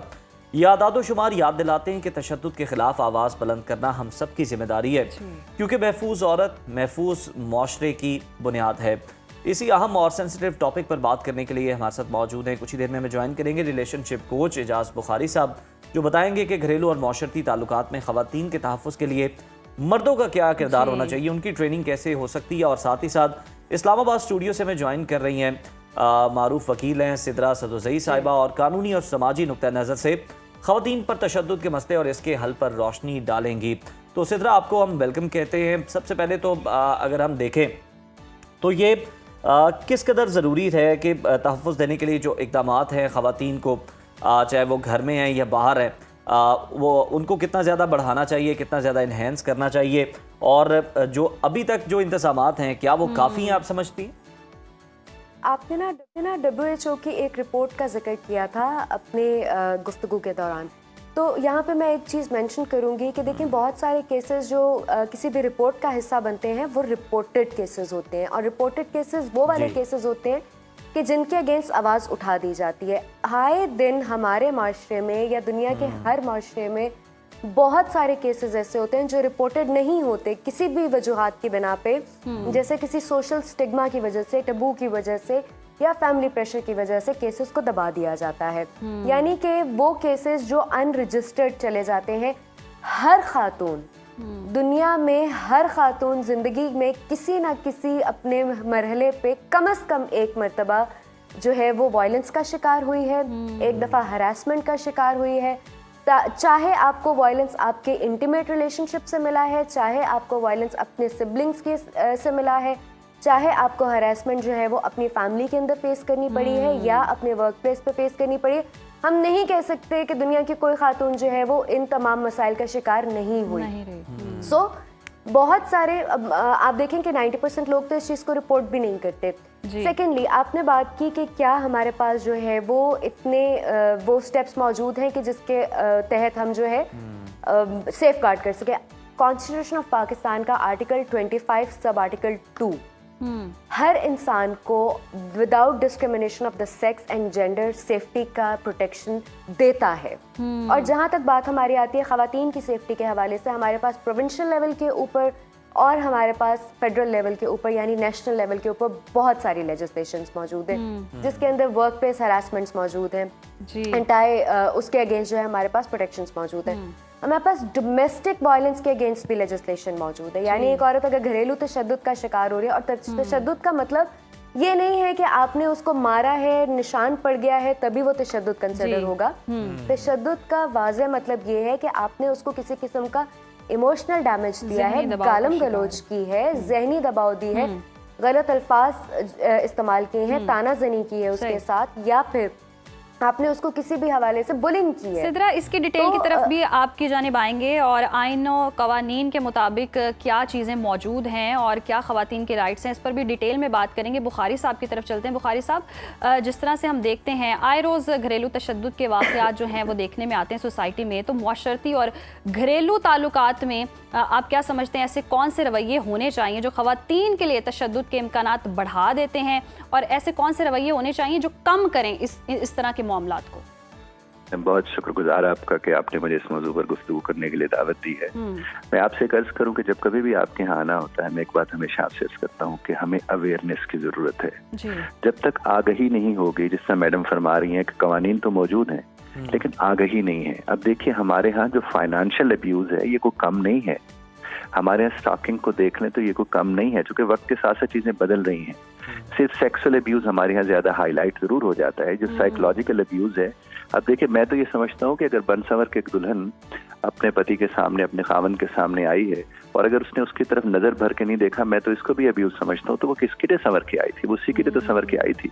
और जब उस वक्त वो जिस तकलीफ में से गुजरती है, वो ना नजर आने वाला घाव होता है जो उसकी जात का हिस्सा बन के रह जाता है, और वो किसी को बता भी नहीं पा रही होती है कि मेरे साथ हुआ क्या है। और फिर जब इन लोगों के बाहर पंचायतें लगती हैं तो उसमें मर्द अक्सर जीत जाता है, क्योंकि बात ही ऐसी होती है जिसको वो सरफेस पर ला ही नहीं सकती। तो जब तक हमारी माएँ, बहनें, बेटियां, इनको ये जब तक एजुकेट नहीं किया जाएगा, जब एक वालदा अपने बेटी को भेजते हुए ये कह देती है कि इसी तरह होते हैं मर्द, 5, 8, 10 साल में ठीक हो जाते हैं, तो इसका मतलब वहां से काम खराब हो रहा है। जो अपना तहफ़्फ़ुज़ नहीं कर सकी खातून, वो अपनी बेटी को भी फिर उसी डगर पे डाल देती है। तो जब तक हम अवेयरनेस की तरफ नहीं जाएंगे तब तक ये मामला दुरुस्त नहीं हो सकते। और आजकल जो ज्यादातर हमारे पास जो मामला आते हैं, खुला और तलाक तक चले जाते हैं डोमेस्टिक अब्यूज में, उसमें तो ये जो डिजिटल अब्यूज आ रहा है, जो टेक्नोलॉजिकल अब्यूज आ रहा है, जिसमें फोन को ट्रैक करते हैं, पासवर्ड्स कहते हैं मुझे दो तुम्हारा पासवर्ड किधर है, सोशल मीडिया को मॉनिटर करना शुरू कर देते हैं। इवन अब मेरे पास कुछ तो ऐसे केस है जिसमें हस्बैंड ही कोई और नाम बन के अपनी बीवी को थ्रेट करता था कि मुझे तुम्हारे ऐसा। इस तरह की बहुत, इसमें कल्चरल आपके पास जो अब्यूज आ रहा है। एक मेरे पास बहन ने राब्ता किया और वो फरमान लगी कि मैं नमाज और कुरान जब ज्यादा पढ़ती हूँ तो मुझे वो कहते तुम बड़ी ज्यादा मुसलमान हो। तो ये भी तो एक अब्यूज में आती है ना चीजें। लेकिन अवेयरनेस और कोई हल नहीं है। कवानीन जितने भी मौजूद हैं, ये जो भी हमारे से लॉयर साहब, एडवोकेट साहब बात कर रही हैं, कवानीन तो भरमार है, लेकिन कवानीन जितने भी हमारे हैं उनकी एप्लीकेशन या उनके इतलाक पर बात नहीं हो रही। और इस वक्त जरूरत जिनको है समझाने की, वो उन लड़कियों को समझाने की नहीं है, न लड़कों को, उनके बड़ों को बताने की जरूरत है कि देखिए सब्र ये है और आप इस तरह अपने बच्चों को सिखाएं, समझाएं। हाथ उठाना, हाथ चला देना या मार देना, मैं आपको बताऊं डोमेस्टिक वायलेंस अब औरतों की तरफ से भी शुरू हुआ है। मेरे पास एक साहब का इस वक्त इलाज चल रहा है, उसके 4 दांत तोड़ दिए औरत, और उसके बाद जब वो यहाँ पर आया, पाकिस्तान वापस वो आया, तो अब वो ट्रॉमा से नहीं निकल पा रहा कि उसके साथ ये हुआ क्या है। तो डोमेस्टिक वायलेंस का शुक्र है, अच्छी बात है कि इसका नाम डोमेस्टिक वायलेंस रखा गया, ये नहीं कहा गया मर्दों का वायलेंस। तो डोमेस्टिक वायलेंस का मतलब ये कि दोनों तरफ से किसी न किसी एतबार से काम चल रही है। अब देखिए ना, अगर एक खातून नजर भर के अपने हस्बैंड को नहीं देखती, मैं तो उसे भी वायलेंस समझता हूँ, क्योंकि वो भी तो उसी का ही है। जब ये एक दूसरे के हैं और एक दूसरे का ध्यान रखेंगे तो फिर इस तरह की किसी किस्म की कोई नौयत उनके सामने नहीं आएगी। बिल्कुल ठीक है। बुखारी साहब हमारे साथ ही रहिएगा। सिद्रा साहब, आपकी जानिब आएंगे कि बुखारी साहब ने बड़े इंपॉर्टेंट पॉइंट रेस किए डोमेस्टिक वायलेंस की। वो एक जाम में बात कर रहे हैं, ये नहीं कि violence against women, obviously cases बहुत ज़्यादा हैं, लेकिन दूसरी तरफ से भी काम शुरू है। बिल्कुल ऐसा ही है, लेकिन आप ये देखिए ना कि मर्द और औरत के दरमियान बड़े सेलिब्रल डिफरेंसेस मौजूद हैं। एक औरत जो है वो किसी भी लिहाज से उतनी ताकतवर और तवाना नहीं हो सकती कि वो एक मर्द का मुकाबला कर सके या उसके एक थप्पड़ को सह सके। तो इस सिचुएशन में जब एक सेगमेंट ऑफ सोसाइटी को सर ने एक बात की कि औरत जो है माँ अपनी बेटी को सिखा के भेज देती है और उसी रविश पे चला देती है, मैं थोड़ा सा इख्तलाफ करूंगी। सिद्रा साहिबा, लेकिन एक चीज इसके अंदर देखने वाली है, अगर आप किसी को नुकसान पहुंचाना चाहते हैं तो फिर ये मानी नहीं रखता कि आप ताकतवर हैं या कमजोर हैं। बहुत सारे तरीके मुझे उसके एक भी सेकंड मेरी बात कंप्लीट करने दीजिए प्लीज। तो मुझे लगता है कि हमारे यहाँ सिर्फ औरतों को नहीं, मर्दों की भी जो है वो साइको सोशल सपोर्ट की ज़रूरत है, मर्दों की भी ट्रेनिंग की ये ज़रूरत है कि जिसको अल्लाह ताला ने तुम्हें उसके ऊपर हुक्मरान बना के भेजा है या तुम्हें उसका मुहाफ़िज बना के भेजा है, तो उसकी हिफाजत तुम्हारी जिम्मेदारी है। ना सिर्फ ये समझ लेना कि जी ये औरत है और ये आई एम सो सॉरी, लेकिन जिस तरीके से ट्रीट किया जाता है कि एक बिल्कुल ही मार्जिनलाइज्ड है और बहुत ही कमज़ोर जेंडर है, तो यहाँ पे औरतों को तो अपने हकूक़ की बात करनी ज़रूरी है, लेकिन मर्दों के लिए भी उतना ही ज़रूरी है अपने फ़राइज़ को समझना। आपने बात की डोमेस्टिक वायलेंस के हवाले से, अब उस चीज़ को मैं कंटिन्यू करती हूँ कि देखें वायलेंस चाहे डोमेस्टिक हो, हैरेसमेंट हो, वर्क प्लेस हो, वो किसी भी तरीके से कहीं पे भी आपके पास एक पसंदीदा अमल नहीं है। कानून का एक कायदा है कि ही इंक्लूड्स शी, तो जहाँ पे भी आप ही का वर्ड यूज करते हुए देखेंगे तो इसका मतलब है कि खातून भी उसके अंदर उतनी ही इफेक्टेड है या उतनी ही वहाँ पे मुलव्विस है। फिर जब हम आपने बात की है जेंडर के हवाले से, तो जब हम जेंडर बेस्ड वायलेंस की बात करते हैं तो उसके अंदर हमने तो कहीं पे भी ये लफ्ज़ नहीं इस्तेमाल किया कि ये सिर्फ विमेन प्रोटेक्शन के लिए लॉज है, उस पर तो हमने तमाम जेंडर्स की बात की है। सही। तो सिद्रा, यही तो बात हो रही है कि कानून मौजूद है मर्दों के लिए भी, ख़वातीन के लिए भी, फिर इम्प्लीमेंटेशन का क्यों मसला आता है? सोसाइटी में इतनी अवेयरनेस क्यों नहीं फैलाई जाती? इदारे इतने मजबूत क्यों नहीं किए जाते? इस तरह के केसेस सुने क्यों नहीं जाते? सुनवाई हो, उनकी मदद की जाए। देखिए, सुनवाई भी होती है और उनकी मदद भी होती है। अगर आप अपना केस लेकर ही जाना नहीं चाहते, आपके घर में आके तो कोई आपकी सुनवाई नहीं करेगा। सही। अगर आप चाहते ही नहीं है कि आप अपने केस को रिपोर्ट करें, अब वो कोई भी मसला हो सकता है कि आपको इंटरनली आप इतने स्ट्रांग नहीं है कि किसी के सामने जाके आप अपने इशू को रख सकें, या आपके ऊपर फैमिली प्रेशर इतना है कि आप जाके जो है वो सुनवाई के लिए किसी कोर्ट का, किसी मैकेनिज्म का दरवाजा खटखटा सकें, या आपके ऊपर जो है वो औलाद बड़ी हो गई है, लोग क्या कहेंगे, लोग 60 साल एक अब्यूसिव मैरिज में गुजार देते हैं सिर्फ इस डर से कि लोग क्या कहेंगे। जब रिपोर्ट होंगे ही नहीं केसेस, तो उनकी केसेस रिपोर्ट होने बहुत जरूरी है। बुखारी साहब, आपकी जानिब आऊंगी। जिस तरह से हम देखते हैं कि खवातीन की बचपन से ट्रेनिंग की जाती है, तुमने ब्याह के अगले घर जाना है, उसको तो वाइफ बनने की पूरी ट्रेनिंग दी जाती है और जिंदगी भर दी जाती है, लेकिन मर्दों की इस तरह से ट्रेनिंग ही नहीं होती है कि तुमने हस्बैंड बनना है, प्रोटेक्ट करना है और खवातीन की रिस्पेक्ट करनी है। कितनी कमी समझते हैं आप मर्दों की ट्रेनिंग में? और ये भी कहा जाता है कि जी अगर कोई मर्द बिगड़ा हुआ है तो शादी कर दो, ये संवर जाएगा। जिसको उसकी माँ नहीं संवार सकी, सही कर सकी, वो एक अजनबी लड़की जो किसी और घर से आएगी, वो उसको ठीक कर सकती है?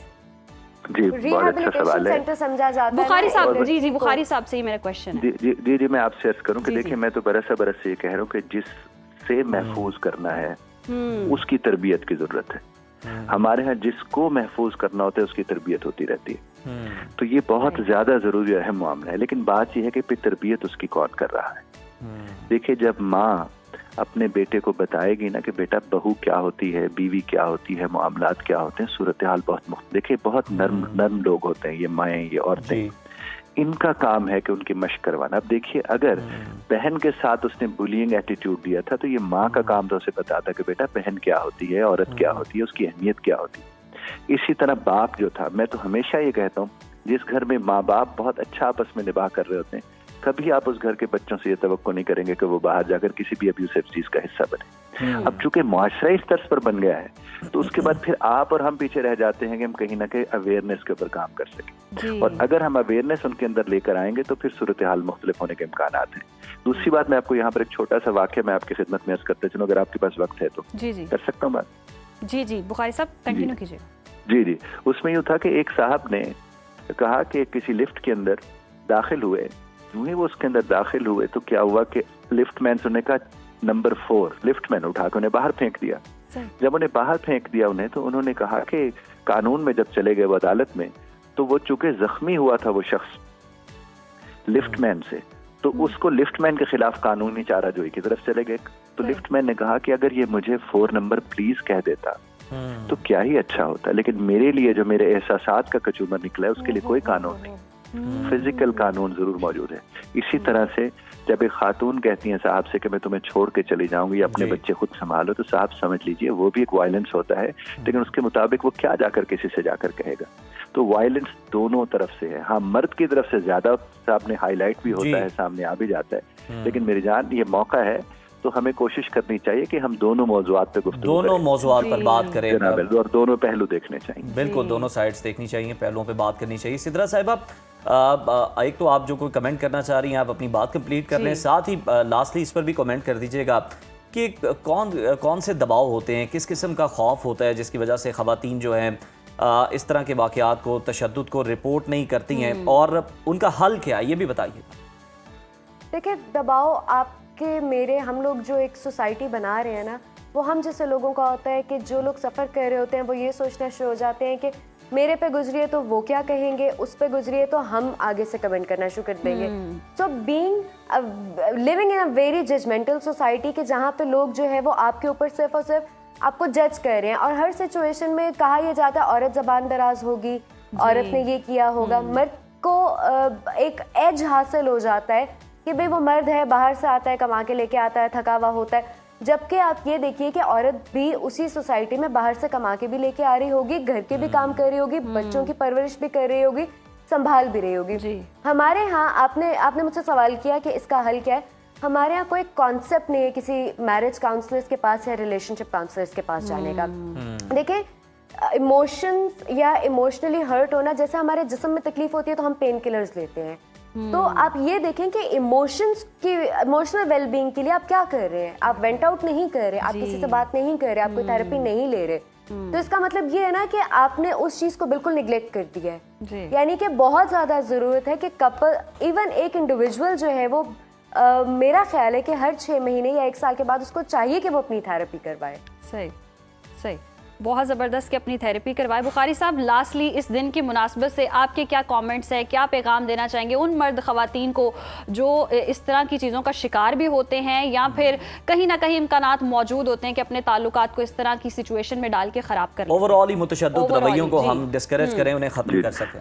जी, एक तो मैं डॉक्टर जो लॉयर साहबा ने भी बात की, एडवोकेट साहब ने, मैं उसको सेकंड करूंगा, क्योंकि मैं खुद रिलेशनशिप कोच हूं। तो एक तो कोचिंग की तरफ जाना चाहिए इन लोगों को, बहुत ज्यादा जरूरी, क्योंकि इन्हें खुद भी पता नहीं होता वो किस किस्म के हरकत में मुब्तला हो रहे हैं। दूसरी बात मैं आपसे अर्ज करूँ, अगर मर्द ये समझ लेना कि मैं जिम्मेदार हूँ और औरत मेरी जिम्मेदारी है, और मैं अगर उससे उलझूंगा तो मैं खुद जिम्मेदारी बन जाऊंगा, ज्यादातर मामलात हल होना शुरू हो जाएंगे। ये मर्द का काम है कि वो समझे, जैसा अभी लॉयर साहब ने भी फरमाया था कि उसका काम है, वो हाकिम है। हाकिम तो ख्याल रखने के लिए होता है, वो तो बर्दाश्त करने के लिए होता है, बर्दाश्त करवाने के लिए नहीं होता है। और अपनी इज्जत को बेतौकीर करने वाला इज्जतदार कहाँ से हो सकता है? जी, बहुत बिल्कुल ठीक है। बहुत शुक्रिया आपका एजाज बुखारी साहब, और सिद्रा साहब हमारे साथ मौजूद थी, इस अहम मामले पर अपनी अपनी राय दे रहे थे। और बिल्कुल ये जो मुतशद्दिद रवैये हैं ख़ास तौर पर जो कि डोमेस्टिक वायलेंस की वजह बनते हैं, हम इसमें कोई जेंडर को डिस्क्रिमिनेशन नहीं कर रहे, आप जेंडर को साइड पर रखें, लेकिन डोमेस्टिक वायलेंस जो है वो मौजूद है, और किसी पर भी डिस्करेज करने की जरूरत है। वायलेंस कहीं भी किसी भी मौके पर जस्टिफाई नहीं है, और ये जो पुरतशद्दुद रवैये हैं इनको दूर करके आपको अपनाना चाहिए। इखलास, प्यार, मोहब्बत, और इसी से ताल्लुकात जो हैं वो अच्छे हो सकते हैं। इसी मैसेज के साथ प्रोग्राम में वक्त हुआ ब्रेक का, देखते रहिए सुनो पाकिस्तान। वेलकम बैक नाज़रीन, और आज प्रोग्राम में एक ऐसे मसले की बात करेंगे जो लगता तो बहुत मामूली है और सादा सा नजर आ रहा होता है, लेकिन रोजमर्रा की जिंदगी को बहुत ही बुरी तरह मुतासर कर रहा होता है। जैसे गर्दन में हम देखते हैं अकड़ाहट सी आ जाती है, कमर में खिंचाव होता है, पट्ठों में मुसलसल दर्द रहता है, और ऑफिस में जो घंटों घंटों बैठकर काम करते हैं या मोबाइल फ़ोन का बहुत ज़्यादा इस्तेमाल करते हैं, तो हमारा पोस्चर जो है वो दुरुस्त नहीं होता, जिसकी वजह से मसल्स जो हैं वो कमज़ोर होना शुरू हो जाते हैं, और फिर यही छोटी छोटी गलतियाँ जो हैं वो बड़े बड़े मसाइल बनकर हमें तकलीफ देती हैं। तो सवाल ये कि कौन सा दर्द मामूली है, कौन सा खतरे की अलामत है, फौरी रिलीफ कैसे हासिल किया जा सकता है, और कौन सी ऐसी एक्सरसाइजेज हैं जो कि हमारे मसल्स को दोबारा से मजबूत भी बना सकती हैं, रिलैक्स भी करती हैं। तो आइए मसल्स की सेहत, मजबूती और बहाली का पूरा रोड मैप हम जानते हैं। हमारे साथ मौजूद हैं फिजियोथेरेपिस्ट सलमान फिरोज साहब। सलमान साहब, welcome to Suno Pakistan. Thank you. ये जो लोग रात को सोए, सुबह हालात बदल गए, वाक़यात बदल गए, मतलब गर्दन अकड़ गई और कमर दर्द का जो खिंचाव है, इसकी असल वजूहात क्या है? रोज़मर्रा आदात में हमारा जो पोस्चर है वो बस दुरुस्त होना कितना ज़रूरी है? मैं आपको देख रहा हूँ और आइडियलाइज कर रहा हूँ मैं आपको कि आप कितना मतलब यूँ अपनी बैकबोन को स्ट्रेट करके बैठे हुए हैं। अच्छा, इसके अंदर होता ये है कि हमारी जो गर्दन का खम है, अल्लाह पाक ने गर्दन को सीधा नहीं बनाया हुआ, अगर को साइड से देखे ना, ये खमदार है, इसको सी शेप कर्व कहते हैं। सही। और दूसरी जुबान में इसको आर्क ऑफ लाइफ कहते हैं। आर्क ऑफ लाइफ क्यों कहते हैं? कि गर्दन के इस खम में से गर्दन के मोहरों से नसें निकलती हैं, जो कि हमारे दिल को सप्लाई हो रही है, जो हमारे फेफड़ों को सप्लाई हो रही है, वाइटल ऑर्गन्स को जो नसों की सप्लाई है हमारी गर्दन से। सही। इसके बाद आपकी दिमाग को जो खून की सप्लाई है वो भी थ्रू नेक है, आपकी आंखों को ब्लड सप्लाई, नर्व सप्लाई वो भी थ्रू नेक है। यानी कि गर्दन एक जंक्शन है जिसने दिमाग से आपके बाकी ऑर्गन्स को, आपके बाकी ऑर्गन से दिमाग को जोड़ा हुआ। दिमाग को जोड़ा। अब अगर तो गर्दन का ये कर्व ठीक होगा तो आपकी सारी दिमाग का कनेक्शन पट्ठों के साथ, नर्व के साथ ठीक होगा। रोजमर्रा रूटीन के अंदर आपके बैठने का काम ज्यादा है। अब ये जो सी शेप कर्व अल्लाह पाक ने बनाया है, ये सी शेप कर्व सीधा हो जाता है। हम आगे बैठे हैं, मोबाइल पे बैठे हैं, लैपटॉप पे बैठे हैं, खवातीन हंडियां पका रही हैं, सर बहुत ज्यादा फॉरवर्ड पोजीशन में रहता है, ठीक। जिसकी वजह से एक तो गर्दन के पीछे के मसल मुसलसल टाइट रहते हैं, इस कोशिश में कि वो कहीं ना कहीं सर को वापस खींच के पीछे ले आए। वो मसल कुदरती तौर पर टाइट हो जाते हैं गर्दन आगे रखने की आदत की वजह से। दूसरे नंबर पे जब आपकी गर्दन मुसलसल फॉरवर्ड रहती है, आपको स्ट्रेस का मसला रहेगा, आपको डिप्रेशन एंजाइटी का मसला रहेगा, आपको विजन में ब्लरीनेस आएगी, ब्रेन फॉग रहेगी, सोचने समझने की सलाहियत मुतासिर होगी, आपकी डाइजेशन मुतासिर होगी, आपके वाइटल ऑर्गन्स की फंक्शनिंग मुतासिर होगी। चूंकि ये जो वेगस नर्व अंदर आपके सारे जिस्म को, वाइटल ऑर्गन्स को सप्लाई हो रही है, वो आपके मुतासिर होती है। यही वजह है कि दफातर में जितने भी लोग बैठे होते हैं उनका पोस्चर ठीक नहीं होता, नेक का पोस्चर ठीक नहीं होता, और अक्सर बाइक जो चला रहे होते हैं जिन्होंने हेलमेट पहना होता है उनकी भी नेक में ये प्रॉब्लम रहती है। सोने में हम देखते हैं कि बहुत सारी हम गलतियां करते हैं, पिलोस जो हैं उसका पहाड़ बना लेते हैं, या कुछ इस तरह की गलतियां करते हैं कि सुबह फिर गर्दन ही आपकी अकड़ी होती है। इसमें इस तरह है कि सबसे पहला हमने काम ये करना है कि गर्दन को अपने कुदरती खाम में वापस लेके आना है। अब वो जो दफातर में बैठे हैं, लगातार बाइक चला रहे हैं, हेलमेट पहने हैं, उनके लिए ये आपने करना है कि आपने ब्रेक देनी है। हर घंटे के बाद आपने 1 मिनट का ब्रेक लेना है। इससे ये होगा कि लगातार आप बैठते हैं, अभी तो मैं सीधा बैठा हूँ, लेकिन जैसे थोड़ी देर बैठूंगा थक के खुद ब खुद ऐसे स्लाउड हो जाऊंगा। ये नेचुरल है, ये पोस्चर हमारे कॉन्शियस कंट्रोल में है ही नहीं। इसका हल ये है कि हर घंटे के बाद जब आप उठ के बैठेंगे तो आपकी कमर एक तो सीधी रहेगी, अपनी वाटर इनटेक ठीक रखें, काम के दरमियान ब्रेक होगा, इससे आसानी रहेगी। दूसरा काम आपने ये करना है कि कुछ स्पेसिफिक एक्सरसाइजेज हैं जिससे आपके नेक के मसल्स, आपके पोस्चर के मसल स्ट्रॉन्ग होते हैं। इसके अलावा जो मेन मसला होता है कि आपके जो सोने की पोजीशन है वो बहुत ज़्यादा डिपेंड कर रही होती है आपके ओवरऑल पोस्चर पे। होता ही है कि नॉर्मली एक तो जब भी आपने सोना है तो जो आपका गद्दा होना चाहिए वो गद्दा स्प्रिंग वाला ना हो। अच्छा। स्प्रिंग के अलावा कोई भी गद्दा हो चलेगा। अब आपको हार्ड मैटर सूट करता है, सॉफ्ट मैटर सूट करता है, उस पर सोएं, लेकिन गद्दा स्प्रिंग वाला नहीं होना चाहिए। दूसरे नंबर पे तकिया आपका ना तो ज्यादा मोटा हो ना ज्यादा बारीक हो। अब लोग कई बारीक तकिया ले लेते हैं, वो भी नुकसान थे। अब आप इसे अज्यूम करें कि आप अगर लेटे हैं, लेटे हुए पे आपके गर्दन के नीचे तकिया ना तो इतना मोटा हो कि आपका सर ऐसे हो जाए, ना इतना बारीक हो कि सर नीचे गिर जाए। न्यूट्रल पोजीशन में सर आपका रहना चाहिए। बाकी सोने की पोजीशन तो आपने कोशिश करनी राइट साइड पे सोएं, लेकिन जब एक दफा आप सो जाते हैं तो उसके बाद आपकी पोजीशन पे कंट्रोल नहीं होता, क्योंकि कॉन्शियस कंट्रोल नहीं हमारा उस पर। बस हम हालात प्रॉपर प्रोवाइड कर सकते हो। रात की नींद आपकी जितनी कंफर्टेबल होगी उतना कड़ाव कम होगा। सही। और ये जो कमर में फिर दर्दें निकलती हैं, इसी वजह से ही निकलती हैं। इसी से रिलेट कर रही है, क्योंकि गर्दन के कर्व और कमर का भी खम है। इसमें आपस में ब्रदर सिस्टर रिलेशन है, बहन भाई आपस में। अच्छा। अगर आपको कमर का मसला शुरू हुआ है, आहिस्ता आहिस्ता आहिस्ता आहिस्ता स्पाइन कंपनसेट करती गर्दन में शुरू हो जाएगा। गर्दन का शुरू हुआ है, आहिस्ता आहिस्ता कंपनसेशन होगी, नीचे कमर में आ जाएगा। सही। अच्छा, और ये भी है कि कमर में दर्द हो तो कुछ लोगों को वो टांगों की तरफ भी जाता है। ये किस किस्म का दर्द है और इसमें कौन सी जो एक्सरसाइजेज हैं वो बहुत बेनिफिशियल है? अच्छा, कमर से कुछ नसें नीचे टांगों में जा रही होती है। सही। जब भी कमर की दर्द कमर का अकड़ाव ज्यादा होगा और नस के ऊपर दबाव आ जाएगा तो वो नस, जिस टांग में जाने वाली नस है वो दबेगी तो आपको मसला आ जाएगा। इसको शाटिका कहते हैं। और ये शाटिका जब भी एक दफा हो जाती है, ये इस कदर सिवियर पेन होती है कि बाकायदा जवान लोग रोते हुए आते हैं। ज्यादातर ये देखा जाता है कि जो लोग जिम जाते हैं या जो लोग वजन उठाते हैं, झटका लगता है, उनमें ही मसला होता है। लेकिन आजकल आम लोग जिनकी फिजिकल एक्टिविटी नहीं है, सुबह उठे मुंह धोने लगे हैं, छींक आई है, आपकी डिस्क निकल गई, उन्हें दर्द हो गई है, या खवातीन है, घरेलू खवातीन है, हंडिया उठा के ऐसे रखी है या बर्तन देश का उठा के साइड पे रखे हैं, उन्हें डिस्क स्लिप हो गई है। तो उसमें फिर ये वाले मामला फिर वर्स हो जाते हैं, फिर थेरेपी की जरूरत पड़ती है। अच्छा, और ये जो नस पे नस चढ़ जाना, हाथ पैर सुन भी होना, समटाइम्स ऐसा होता है, ये सारी इन्हीं चीजों से रिलेट हो रहे हैं। अच्छा, एक है हाथ पांव सुन्न होना। जब आप ज्यादा देर बैठे रहे हैं, यानी कि क्रॉस लेग पोजीशन में बैठे रहे हैं, तशद्दुद की पोजीशन में बैठे रहे हैं, खड़े हुए हैं, आपकी एक टांग सो गई है और वो ये स्पेल होता है कुछ सेकंड्स का, मैक्सिमम 1 मिनट के लिए सुन्न होता है, सोता है, उसके बाद ठीक हो जाता है। तो इसमें होता ही है कि जो खून की सप्लाई नीचे जा रही होती है वो कुछ टाइम के लिए रुकती है, जिसकी वजह से सुनपन आ जाता है। वैसे ठीक हो जाता ठीक हो जाता है। लेकिन अगर ये सुन्नपन आपके साथ लगातार रह रहा है जो कि वक्फे से आपको आ रहा है, तो फिर आपको चेक करवाने की जरूरत है कि कहीं ना कहीं नर्व के ऊपर कंप्रेशन हो सकता है जिसकी वजह से मसला आ रहा तो है। इन पट्ठों की मजबूती के लिए एक्सरसाइज बता अच्छा, दें। इसके लिए ना आजकल पट्ठों में कमजोरी होने की सबसे बेसिक वजह मोबाइल है। मोबाइल। तो हम एक्सरसाइजेस को भी मोबाइल के साथ ऐड करेंगे कि जब आप अच्छा। मोबाइल इस्तेमाल करें ये वर्जिश आपने लाजमी करें। वाह, अच्छा, मैं ये यूज कर जी, सकता हूँ? जी। श्योर। अब आपने करना क्या है, बिल्कुल सिंपल एक्सरसाइजेज हैं। आपने अपना मोबाइल लेना है, ठीक। आपने बिल्कुल कमर सीधी, बाजू सीधे, एक हाथ से मोबाइल ऊपर लेके जाना है, दूसरे हाथ से इसको पकड़ना है, फिर पीछे लेके जाना है, पकड़ना है। ये सर्कल में। अगर आप साइड से देखें, ये इस तरह मोबाइल पकड़ रहे हैं। ओके। आपने 1 मिनट के लिए इस डायरेक्शन में मूव करना है, उसके बाद ऑपोजिट डायरेक्शन में 1 मिनट के लिए मूव करना है। ठीक है, और ये ये पहली एक्सरसाइज exercise लोग बड़े दिल से करेंगे कि कहीं फोन ना हाथ से निकल जाए। ऐसे ही। दूसरा काम ये है कि आपने मोबाइल को एक हाथ से ऐसे पकड़ाना है पीछे, सही। फिर दूसरे हाथ से ऐसे पकड़ाना है पीछे। ठीक है। इससे हो ये रहा है कि आपकी शोल्डर की मोबिलिटी बेहतर हो रही है, क्योंकि लगातार जब भी हम बैठते हैं ना, सबसे पहले हमारे कंधे स्लाउच होते हैं, इसकी वजह से मसला आता है। तो ये वाली एक्सरसाइज भी आपने 1 मिनट के लिए करनी है। बहुत ही आसान वर्जिश है, लेकिन जब आप करेंगे आपको महसूस होगा कि एक साइड पे करना इजी है, दूसरी साइड पे करना मुश्किल है, जिससे आपको पता चल जाएगा कि इस साइड पे कमजोरी है या कड़ाव ज्यादा है। इसके बाद इसी मोबाइल को दोनों हाथों में पकड़ना है, सर के पीछे रखना है ये। अब आपने अपनी कोहनी को ऐसे पीछे खोलना है, ये सही। ये। अब ये जो लगातार बैठने से सामने के मसल्स में खिंचाव आ जाता है, ये वो खिंचाव कम होगा, ये आपकी नेक का अकड़ाव कम होगा। अकड़ाव कम हो जाएगा। इसके बाद लास्ट एक्सरसाइज ये है कि इसी मोबाइल फोन को कमर के पीछे आपने इस तरह रखना है और अपनी कोहनी को ये पीछे खींचना है, ये। आप जब ये करेंगे आपको फौरी तौर पे वो वाले मसल्स महसूस होंगे जो इसे आपने कभी महसूस ही नहीं किया। वो मसल्स में आपको अकड़ाव, खिंचाव बहुत फौरी तौर पे रिलीफ आता है। और इस एक्सरसाइज के बारे में मैं कहता हूँ कि अगर आपको सर दर्द हो रहा है, आपको मसल्स में खिंचाव हुआ है, दर्द हो रही है, आप एनर्जी डाउन फील कर रहे हैं, यानी कि दिल काम करने का दिल ही नहीं कर रहा, ऑफिस में बैठे हैं, सिर्फ और सिर्फ ये 2 से 4 मिनट की एक्सरसाइज है, 4 वर्जिश है, रोजाना फौरी करेंगे, फौरी तौर पे आपको रिलीफ आएगा, फौरी तौर पे आपकी एनर्जी बैलेंस होगी। ठीक।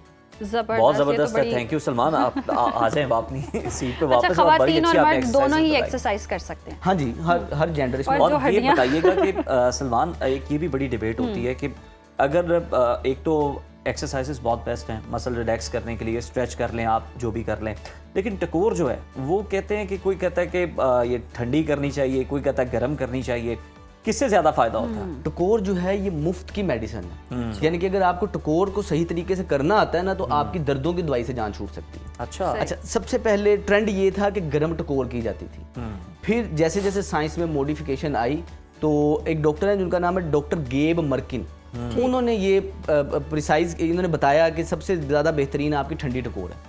बाद में फिर रिसर्च आई, उन्होंने दोबारा इस चीज को निगेट किया, नहीं जी सबसे ज्यादा जरूरी गर्म टकोर है। जो तरीकाकार उन्होंने बताया वो ये है कि जब भी आपको कहीं इंजरी हो, चुक पड़ गई है, मोच आ गई है, कड़ल पड़ गया है, आपका रात को सो के उठे हैं, गर्दन में कड़ाव आ गया, पाँव में मोच आ गई, किसी भी जगह पे अचानक दर्द निकले, उस अचानक की दर्द के अंदर आपने ठंडी टकोर करनी है।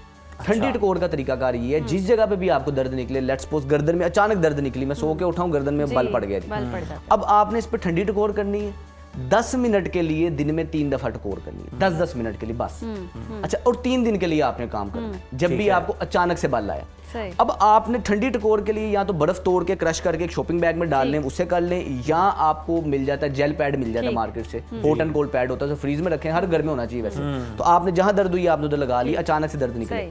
अब दर्द 3 दिन से पुरानी हो गई, आपका काम लगातार बैठ के करने वाला है, थोड़ी थोड़ी करके दर्द आपको मुसलसल कड़ाव रहता है, जब आप जिस्म इस्तेमाल करते हैं कड़ाव कम हो जाता है। ऐसी दर्द के लिए आपने गर्म टकोर करनी है। और गर्म टकोर का तरीकाकार बेस्ट ये है कि रात को जब भी आप सोने लगे बिस्तर पे पहले गर्म टकोर, जिस जगह पे मुतासरा हिस्सा है उस जगह पे हीटिंग पैड को लगाएं, आधा घंटा टकोर करें, उसके बाद सो जाएं। तो ये सर्दियों में अगर ठंडी टकोर ले लें तो फिर दोपहर को ले लें। अच्छा, सर्दियों में ठंडी टकोर बड़ी जरूरी है तब अगर आपको सोजिश है, फॉर एग्जाम्पल किसी को फ्रोजन शोल्डर है, कंधा जाम है, ऊपर ही नहीं जा रहा, या कहीं आपको चोट लगी, बाकायदा तौर पे सूजन है, फील हो रहा है, पानी इकट्ठा हो गया, सूजन है, जितना घुटने में कई खवातीन में सोजिश हो जाती है जी। सोजिश वाली टकोर में ठंडी टकोर करनी है 10 मिनट के लिए, लेकिन अगर सोजिश नहीं है तो गर्म टकोर करनी है। गर्म टकोर करेंगे, सही हो गया। बहुत शुक्रिया Thank आपके you so वक्त का। much. और जी ठंडी टकोर और गर्म टकोर का भी आपको समझ आ चुका होगा। सर्दियों में कैसे आपने एक्सरसाइजेस करनी है और अपने पट्ठों को मजबूत बनाने, ये सारी एक्सरसाइज और करके ये जो आप अपनी मोबाइल एक्सरसाइज है ना, इस पे आप फोकस करें, इससे शुरू करें। मोबाइल गिरने नहीं देना आपने, और कोशिश टूटने भी नहीं देना, ज्यादा जोर भी नहीं लगाना मोबाइल पे आपने। जी। इन चीजों का ख्याल रखना है, वरना आप फिर हमें ब्लेम कर रहे होंगे। ब्रेक शामिल करते हैं प्रोग्राम में, देखते रहिए सुनो पाकिस्तान। वेलकम बैक नाज़रीन। जैसे कि आप लोग जानते हैं, वक्त बदल रहा है, हालात बदल रहे हैं, जज्बात बदल रहे हैं, और वैसे ही मुलाजमत का जो मंजरनामा है वो भी तेज़ी से बदल रहा है। कंपनीज अब सिर्फ डिग्री को तरजीह नहीं देती हैं, बल्कि वो चाहती हैं कि अमली महारत भी हो एक शख्स में, और डिजिटल सलाहियत का भी मालिक हो, और नई टेक्नोलॉजी से भी बहुत ज़्यादा वाकफियत हो। तो वो कहते हैं ना टेक्नोलॉजिया, तो आजकल वो दौर आ गया है। यानी पहले तो 2 in 1 तलाश किया जाता था, अब 3 in 1 कह लें, 4 in उससे भी 1, ज्यादा। 5 in हाँ। 1 तो 2026 करीब है। सवाल ये कि कौन सी डिग्रियां नौजवानों के लिए ज्यादा मौके पैदा करेंगी, कौन सी ऐसी फील्ड्स हैं जहां पर रोजगार कम हो रहा है और कहां पर मौके मौजूद हैं, और नौजवान अपनी तालीम को, अपनी स्किल्स को कैसे इन्हेंस कर सकते हैं। और इसी मौजू पर डिस्कशन कर लेते हैं। हमारे साथ स्टूडियोज़ पे मौजूद हैं career counsellor Hasan Raza. Hasan, welcome to Suno Pakistan. Hasan, अब जिस तरह से हम देख रहे हैं कि कुछ डिग्रियां जो हैं वो नापैद हो गई हैं, या रुझान जो है वो कम हो गया है, तो इस वक्त किसकी डिमांड ज़्यादा है? कौन सी डिग्री करनी चाहिए नौजवानों को, किस तरफ जाना चाहिए, या स्किल्स अगर सीखनी है तो कौन सी? औज़ुबिल्लाहि मिनश्शैतानिर्रजीम, बिस्मिल्लाहिर्रहमानिर्रहीम, अल्लाहुम्मा सल्लि व सल्लिम अला सय्यिदिना मुहम्मदिन वालिही बिक़दरि हुस्निही व जमालिही व नूरिही व कमालिही। Uzair, thank you very much for the invitation. I think that ये बहुत ही इंपॉर्टेंट एक टॉपिक है। देखिए, हमने अक्सर एक बहुत बड़े ब्रांड का नाम सुना है, दैट इज़ KFC। हम अक्सर बात करते हैं। आज मैं आपके लिए लेके आया हूँ ACFC। ACFC, आई मीन ये जो ACFC सुन लेगा और इस पे इम्प्लीमेंट कर लेगा, तो मुझे लगता है कि वो बहुत AFC तो पहले से मौजूद है, आप ACFC ले आए, C का इजाफा हो गया। अभी ACFC से बनता गया। देखें, ए से जो सबसे पहली जो टर्म है ना, वो है आर्टिफिशियल इंटेलिजेंस। ए से जो जॉब्स आने वाली हैं, जो आर्टिफिशियल इंटेलिजेंस की स्टेम, जो हम आगे जाके हम इस पर बात भी करेंगे कि ए से बन गया आर्टिफिशियल इंटेलिजेंस, और F से है फुल स्टैक डेवलपर, कि जो फुल स्टैक डेवलपर है उसके भी हम आगे बताएंगे। और अगला C से है क्लाउड कंप्यूटिंग, और जो अगला है उसके बाद है साइबर सिक्योरिटी।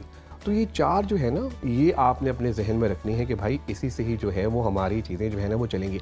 अच्छा, अब नौकरियाँ जो हैं वो करनी क्यों है, क्या चीज़ें? सबसे पहले हमारे जहन में आता है यार कि पैसे, हम पैसे बनाएंगे, पैसे कमाएंगे। ऐसी कौन सी नौकरी है जो हमें स्टार्ट करूँ तो सबसे पहले जो है उसको मैंने मुझे जो है वो पैसे बनाना शुरू हो जाए। तो देखें, अभी जो ट्रेंड चल रहा है, and that is all about AI, artificial intelligence. वो जो डाटा एनालिस्ट की जो जॉब्स हैं, मशीन लर्निंग की जो जॉब्स हैं, वो इस टाइम मार्केट में बहुत दिन है, और आने वाले टाइम में AI की जो जॉब्स हैं वो और ज़्यादा आएंगे। अक्सर हम ये कहते हैं कि यार देखो AI आ गया, हमारी जो है वो जॉब्स ख़त्म हो जाएंगी, ये हो जाएंगी। ये सिर्फ मिथ है, ऐसा कुछ नहीं होने वाला।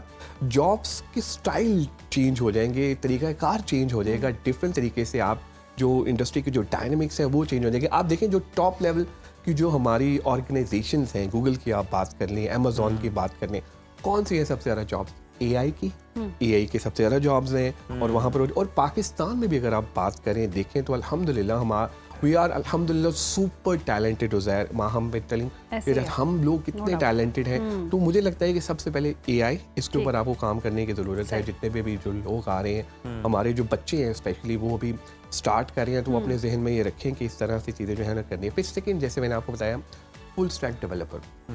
देखिए, पहले एक जो डेवलपर था ना हमारा, वो एक टेक्नोलॉजी सीखता था, वो फ्रंट एंड पे होता था, कभी वो बैक एंड पे था। अब लोग जो है ना वो कहते हैं ना मुकम्मल ऑलराउंडर, एक मुझे वो चाहिए। तो वो फुल स्टैक डेवलपर्स जो हैं वो, उनकी जॉब्स जो हैं वो मांग बढ़ रही है, क्योंकि लोगों को लगता है कि यार पहले हम जो एक डेवलपर रखते थे और फिर दूसरा डेवलपर रखते, तो अब लोग एक ही डेवलपर रखे जिसको सारे काम जो है ना वो आते हो। तो फुल स्टैक डेवलपर जो है ये इंपॉर्टेंट है। Third is cloud computing. आप अक्सर ये देखते होंगे डेवऑप्स, आप अक्सर ना नेटफ्लिक्स देखते होंगे, आप अक्सर देखते होंगे चीज़ें जो आपको ये एप्लीकेशन नज़र आती है। जो पीछे लोग बैठे होते हैं ना, जो फ्रंट एंड पे नहीं होते, जैसे अभी हमारे ये प्यारे कैमरामैन जिनको हम अप्रिशिएट भी कर रहे थे, तो जो पीछे लोग बैठे होते हैं ना, तो वो फ्रंट एंड पे नजर नहीं आ रहे, तो ये वो लोग होते हैं जिनका ये काम होता है कि यार हर एप्लीकेशन ठीक चले, अच्छे तरीके से चले, तो ये बड़े इंपॉर्टेंट होते हैं। तो ये जो जॉब्स हैं ये आएंगे। And the fourth, the most important, that is cyber security.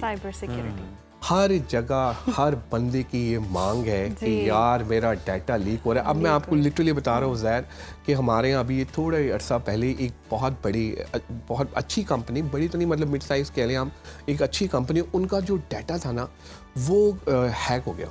और वो डाटा हैक हुआ तो क्लाइंट्स के पास डाटा था और भी चीज़ें गई। तो साहब ने मुझे फ़ोन किया, उसने कहा Hasan you in IT sector, you are also HR professional, और फिर तुम करियर काउंसलर भी हो, तो हमें ना कोई ऐसा बंदा दे दो। तो मैंने एक दो बंदों से कांटेक्ट किया, उन्होंने मुंह मांगी रकम जो है ना, वो मांगी कि हम आपका जो डाटा जो है ना वो रिकवर करके देंगे, क्योंकि जिन्होंने डाटा हैक किया था वो भी उनसे मुंह मांगी रकम मांग रहे थे कि भाई आप हमें हाँ ये कीजिए, क्योंकि वो आउट ऑफ द कंट्री थे, तो चीज़ें थी। तो साइबर सिक्योरिटी की जो मांग है ये बहुत ज़्यादा आने वाली है। ये 4 चीज़ें हैं जो मुझे लगता है कि हमें जितने भी हमारे जो लोग हैं वो देख रहे हैं। बड़ी खूबसूरती से सब कुछ डिस्क्राइब कर दिया है। मतलब IT के शोबे से जिनका ताल्लुक है वही कामयाब हो सकते हैं, बाकी सारे घर चले जाए। देखिए माहम और उज़ैर, मैं आपको ये पहले भी रिक्वेस्ट किया, देखिए IT जो है ना वो एसेंशियल पार्ट है। हमें टेक्नोलॉजी को समझना है। अब जैसे हम बात भी करते हैं, देखिए ना, मैं अगर नौकरियों की बात करूँ तो जो जेन Z है वो किसी और पर्सपेक्टिव से सोचते हैं। अब जेन Z में जब हम बात करते हैं तो वो भी तो टेक्नोलॉजी को लेके कि हर जगह चलते हैं। तो आप देखें अब जो जॉब्स ऑब्सोलीट होने वाली हैं, अब चलो उसकी तरफ हम आ जाते हैं। हम अक्सर स्टार्टिंग में कह रहे थे यार MBA करना है यार, हम M.Com कर लेंगे यार, हम ये चीज़ें कर लेंगे, चलो ठीक है। IT हर बंदा नहीं कर सकता भैया, मजबूरी है। अगर हसन रज़ा कह रहे हैं कि कह लीजिए IT हर बंदा नहीं कर सकता, लेकिन अगर आप MBA करने जा रहे हैं तो मैं आपको ये बता दूं कि शायद आने वाले टाइम में आपकी जो जॉब्स की जो मांग है वो उस तरह से नहीं होंगी। अच्छा, एक चीज़ मैं आपको और बताऊं, आप लोग जितने भी अभी हमें देख रहे हैं, आप डिग्री भी करें और स्किल्स भी सीखें, इन दोनों पे फोकस करें। अक्सर हम लोग यही कहते हैं कि यार सिर्फ और सिर्फ जो नौकरी लेने आप जाएंगे ना, तो नौकरी जब लेने जाएंगे तो अगले जो है ना वो आपको कंप्लीट पैकेज में देखेंगे। वो सिर्फ और सिर्फ ये नहीं देखेंगे कि यार इसने ये डिग्री की हुई है या इस तरह से है, वो ही देखेंगे आपने सर्टिफिकेशंस और कौन कौन सी की हुई हैं। तो आपको फिर इन चीज़ों जरा MBA से कुछ स्टेप्स नीचे आते हैं। एक बच्चा मैट्रिक करके निकला है, बड़ा खुश है जी, उसने अच्छे नंबरों से इम्तिहान पास कर लिया। अब उसको अपने करियर में फ़ैसला लेने में बड़ी दुश्वारी है कि कहाँ जाना है, कहाँ नहीं जाना है। कोई बड़ा भाई नहीं है, फैमिली में कोई गाइड करने वाला नहीं है। आप क्या सजेस्ट करेंगे कि उसे किस तरफ जाना चाहिए? अभी हमने बात की AI की, अभी हमने बात की है मशीन लर्निंग की। तो मुझे लगता है कि जो मैट्रिक का बच्चा है ना, उसको ये पता है कि मैंने ChatGPT को ये बताना है और उससे मैंने ये बताना है कि यार ये मेरी करंट सिचुएशन है। और लिटिल मैं बताऊँ, लोग कर भी रहे हैं, लोग कर भी रहे हैं। उसको बताते हैं कि यार मैं इस टाइम मैट्रिक पास किया, तो मुझे बताओ ये मेरे इंटरेस्ट है, मेरे ये जैसे हम पहले कहते थे ना करियर काउंसलर, ये सारी चीज़ें, तो वो बच्चे को गाइड कर देता है ChatGPT समहाउ, लेकिन वो कस्टमाइज गाइड करता है। लेकिन अब आप ही के सवाल की तरफ आते हैं कि यार यानी ये तो फिर करियर काउंसलिंग की भी जो नौकरियां वो खा रहा है AI। बहुत सारी चीज़ें जो देखिए ह्यूमन जो है ना, वो कई ह्यूमन जो जॉब्स हैं वो तो रहेंगी चीज़ें, लेकिन हमें अपने आप को चेंज करना पड़ेगा। अब ये बच्चा जो है जब मैट्रिक करके निकला है, तो उसको ये चाहिए कि सबसे पहले वो ये देखे कि उसका रुझान किस तरफ है, वो क्या करना चाहता है। बहुत सारे लोग हैं, अभी हम नौकरी की बात करें, लोग नौकरी नहीं करना चाहते, लोग अपने बिजनेस करना चाहते हैं। लेकिन मैं फिर भी ये कहूँगा कि अगर आपने नौकरी बिजनेस करना है तो प्लीज़ पहले आप नौकरी कीजिए, उसके बाद फिर अपने बिजनेस की तरफ आइए। देखिए जो बच्चा भी मैट्रिक करके निकला है ना, वो कन्फ्यूजन है।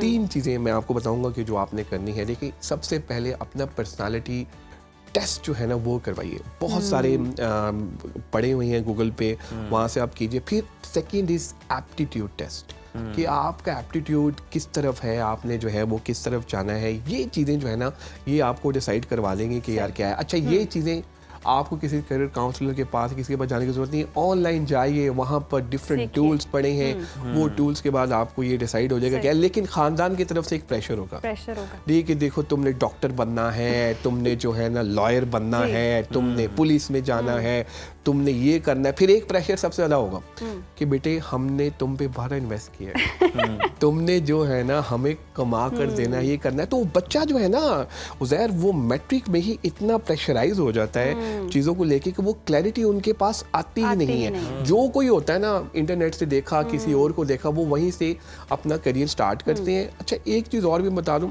लोग जब करियर स्टार्ट करते हैं, नौकरी की तरफ जाते हैं, तो फिर एक टाइम आता है वो उसको शिफ्ट करना चाहते हैं कि यार मुझे तो यहाँ पर पैसे ज़्यादा नज़र आ रहे थे, तो फिर उस टाइम ज़रा थोड़ी सी डिफिकल्टी होती है। तो स्टार्टिंग में ही आप डिसाइड कर लें कि आपने किस ये तरफ तो जाना है। बिल्कुल आपने दुरुस्त फरमाया कि स्टार्टिंग में आप प्लान करें, डिसाइड करें, और जिस तरह से आप बता रहे हैं कि पेरेंट्स भी बड़ा फोर्स करते हैं, लेकिन अब ट्रेंड चेंज भी हो रहा है। और जेंज़े की बात करें तो वो किसी रूल को अब मानते नहीं है, और उनको यही है कि हम नौकरी ना ही करें और कोई आवरली जॉब ना हो, बस हम ऑनलाइन काम करें। तो ये ऑनलाइन काम करने का रुझान कितना आने वाले वक्तों में हम देखें, कोई मुझे अक्सर ये कहते हैं ना, लोग जो है नौकरी जब करते हैं तो कहते हैं यार वर्क फ्रॉम होम जो है ना, ये हमारे लिए बड़ा इंपॉर्टेंट है, ऑनलाइन वर्क फ्रॉम होम। मैं आपको बता दूं, पाकिस्तान के लिए वर्क फ्रॉम होम नहीं है, नहीं है। आप कोई काम करने लगते हैं, पीछे से आवाज़ें आना शुरू हो जाती हैं, तो बहुत सारे लोग जो नौकरियां करते हैं ना, तो उनको अंदाज़ा होगा कि वर्क फ्रॉम होम जो है ना, वो ये है। जो ऑनलाइन की अगर आपने अभी बात की, बहुत सारे ऑनलाइन अवेलेबल हैं चीज़ें जिससे आप पैसे भी कमा सकते हैं। जैसे मैं एग्जांपल देता हूँ, ग्राफिक डिज़ाइनिंग जो है वो आप घर बैठ के आराम से चीज़ें कमा सकते हैं, पैसे कमा सकते हैं। Canva is a wonderful tool, it's an amazing tool. आप डिफरेंट डिज़ाइन बना के उसको आप बेच सकते हैं। तो कंटेंट राइटिंग, अब आप कहेंगे हसन रज़ा चैट जीपीटी आ गया है, हम कैसे माने कि ये कंटेंट राइटिंग, ये कंटेंट क्रिएशन की जॉब है? ऐसा नहीं है। फाइवर, अपवर्क और डिफरेंट प्लेटफॉर्म्स पे आप जाइए, तो वहाँ पर वो कहते हैं कि हमें एक ऐसा कंटेंट क्रिएटर चाहिए जो मिस्टर चैट जीपीटी या मिस चैट जीपीटी ना हो। बैठ के भी ये काम जो है वो किए जा सकते हैं। बहुत शुक्रिया आपका, और आपने यकीनन जो रास्ता दिखाया है वो नौजवानों के लिए बड़ा बेहतरीन है, अगर वो उसको फॉलो कर लें। और नाज़रीन, हमारे प्रोग्राम का वक्त ख़त्म हुआ चाहता है, हमें इजाज़त दीजिए। कल दोबारा आपसे मुलाकात होगी कुछ नए मौज़ूआत के साथ। टिल देन, अल्लाह हाफ़िज़।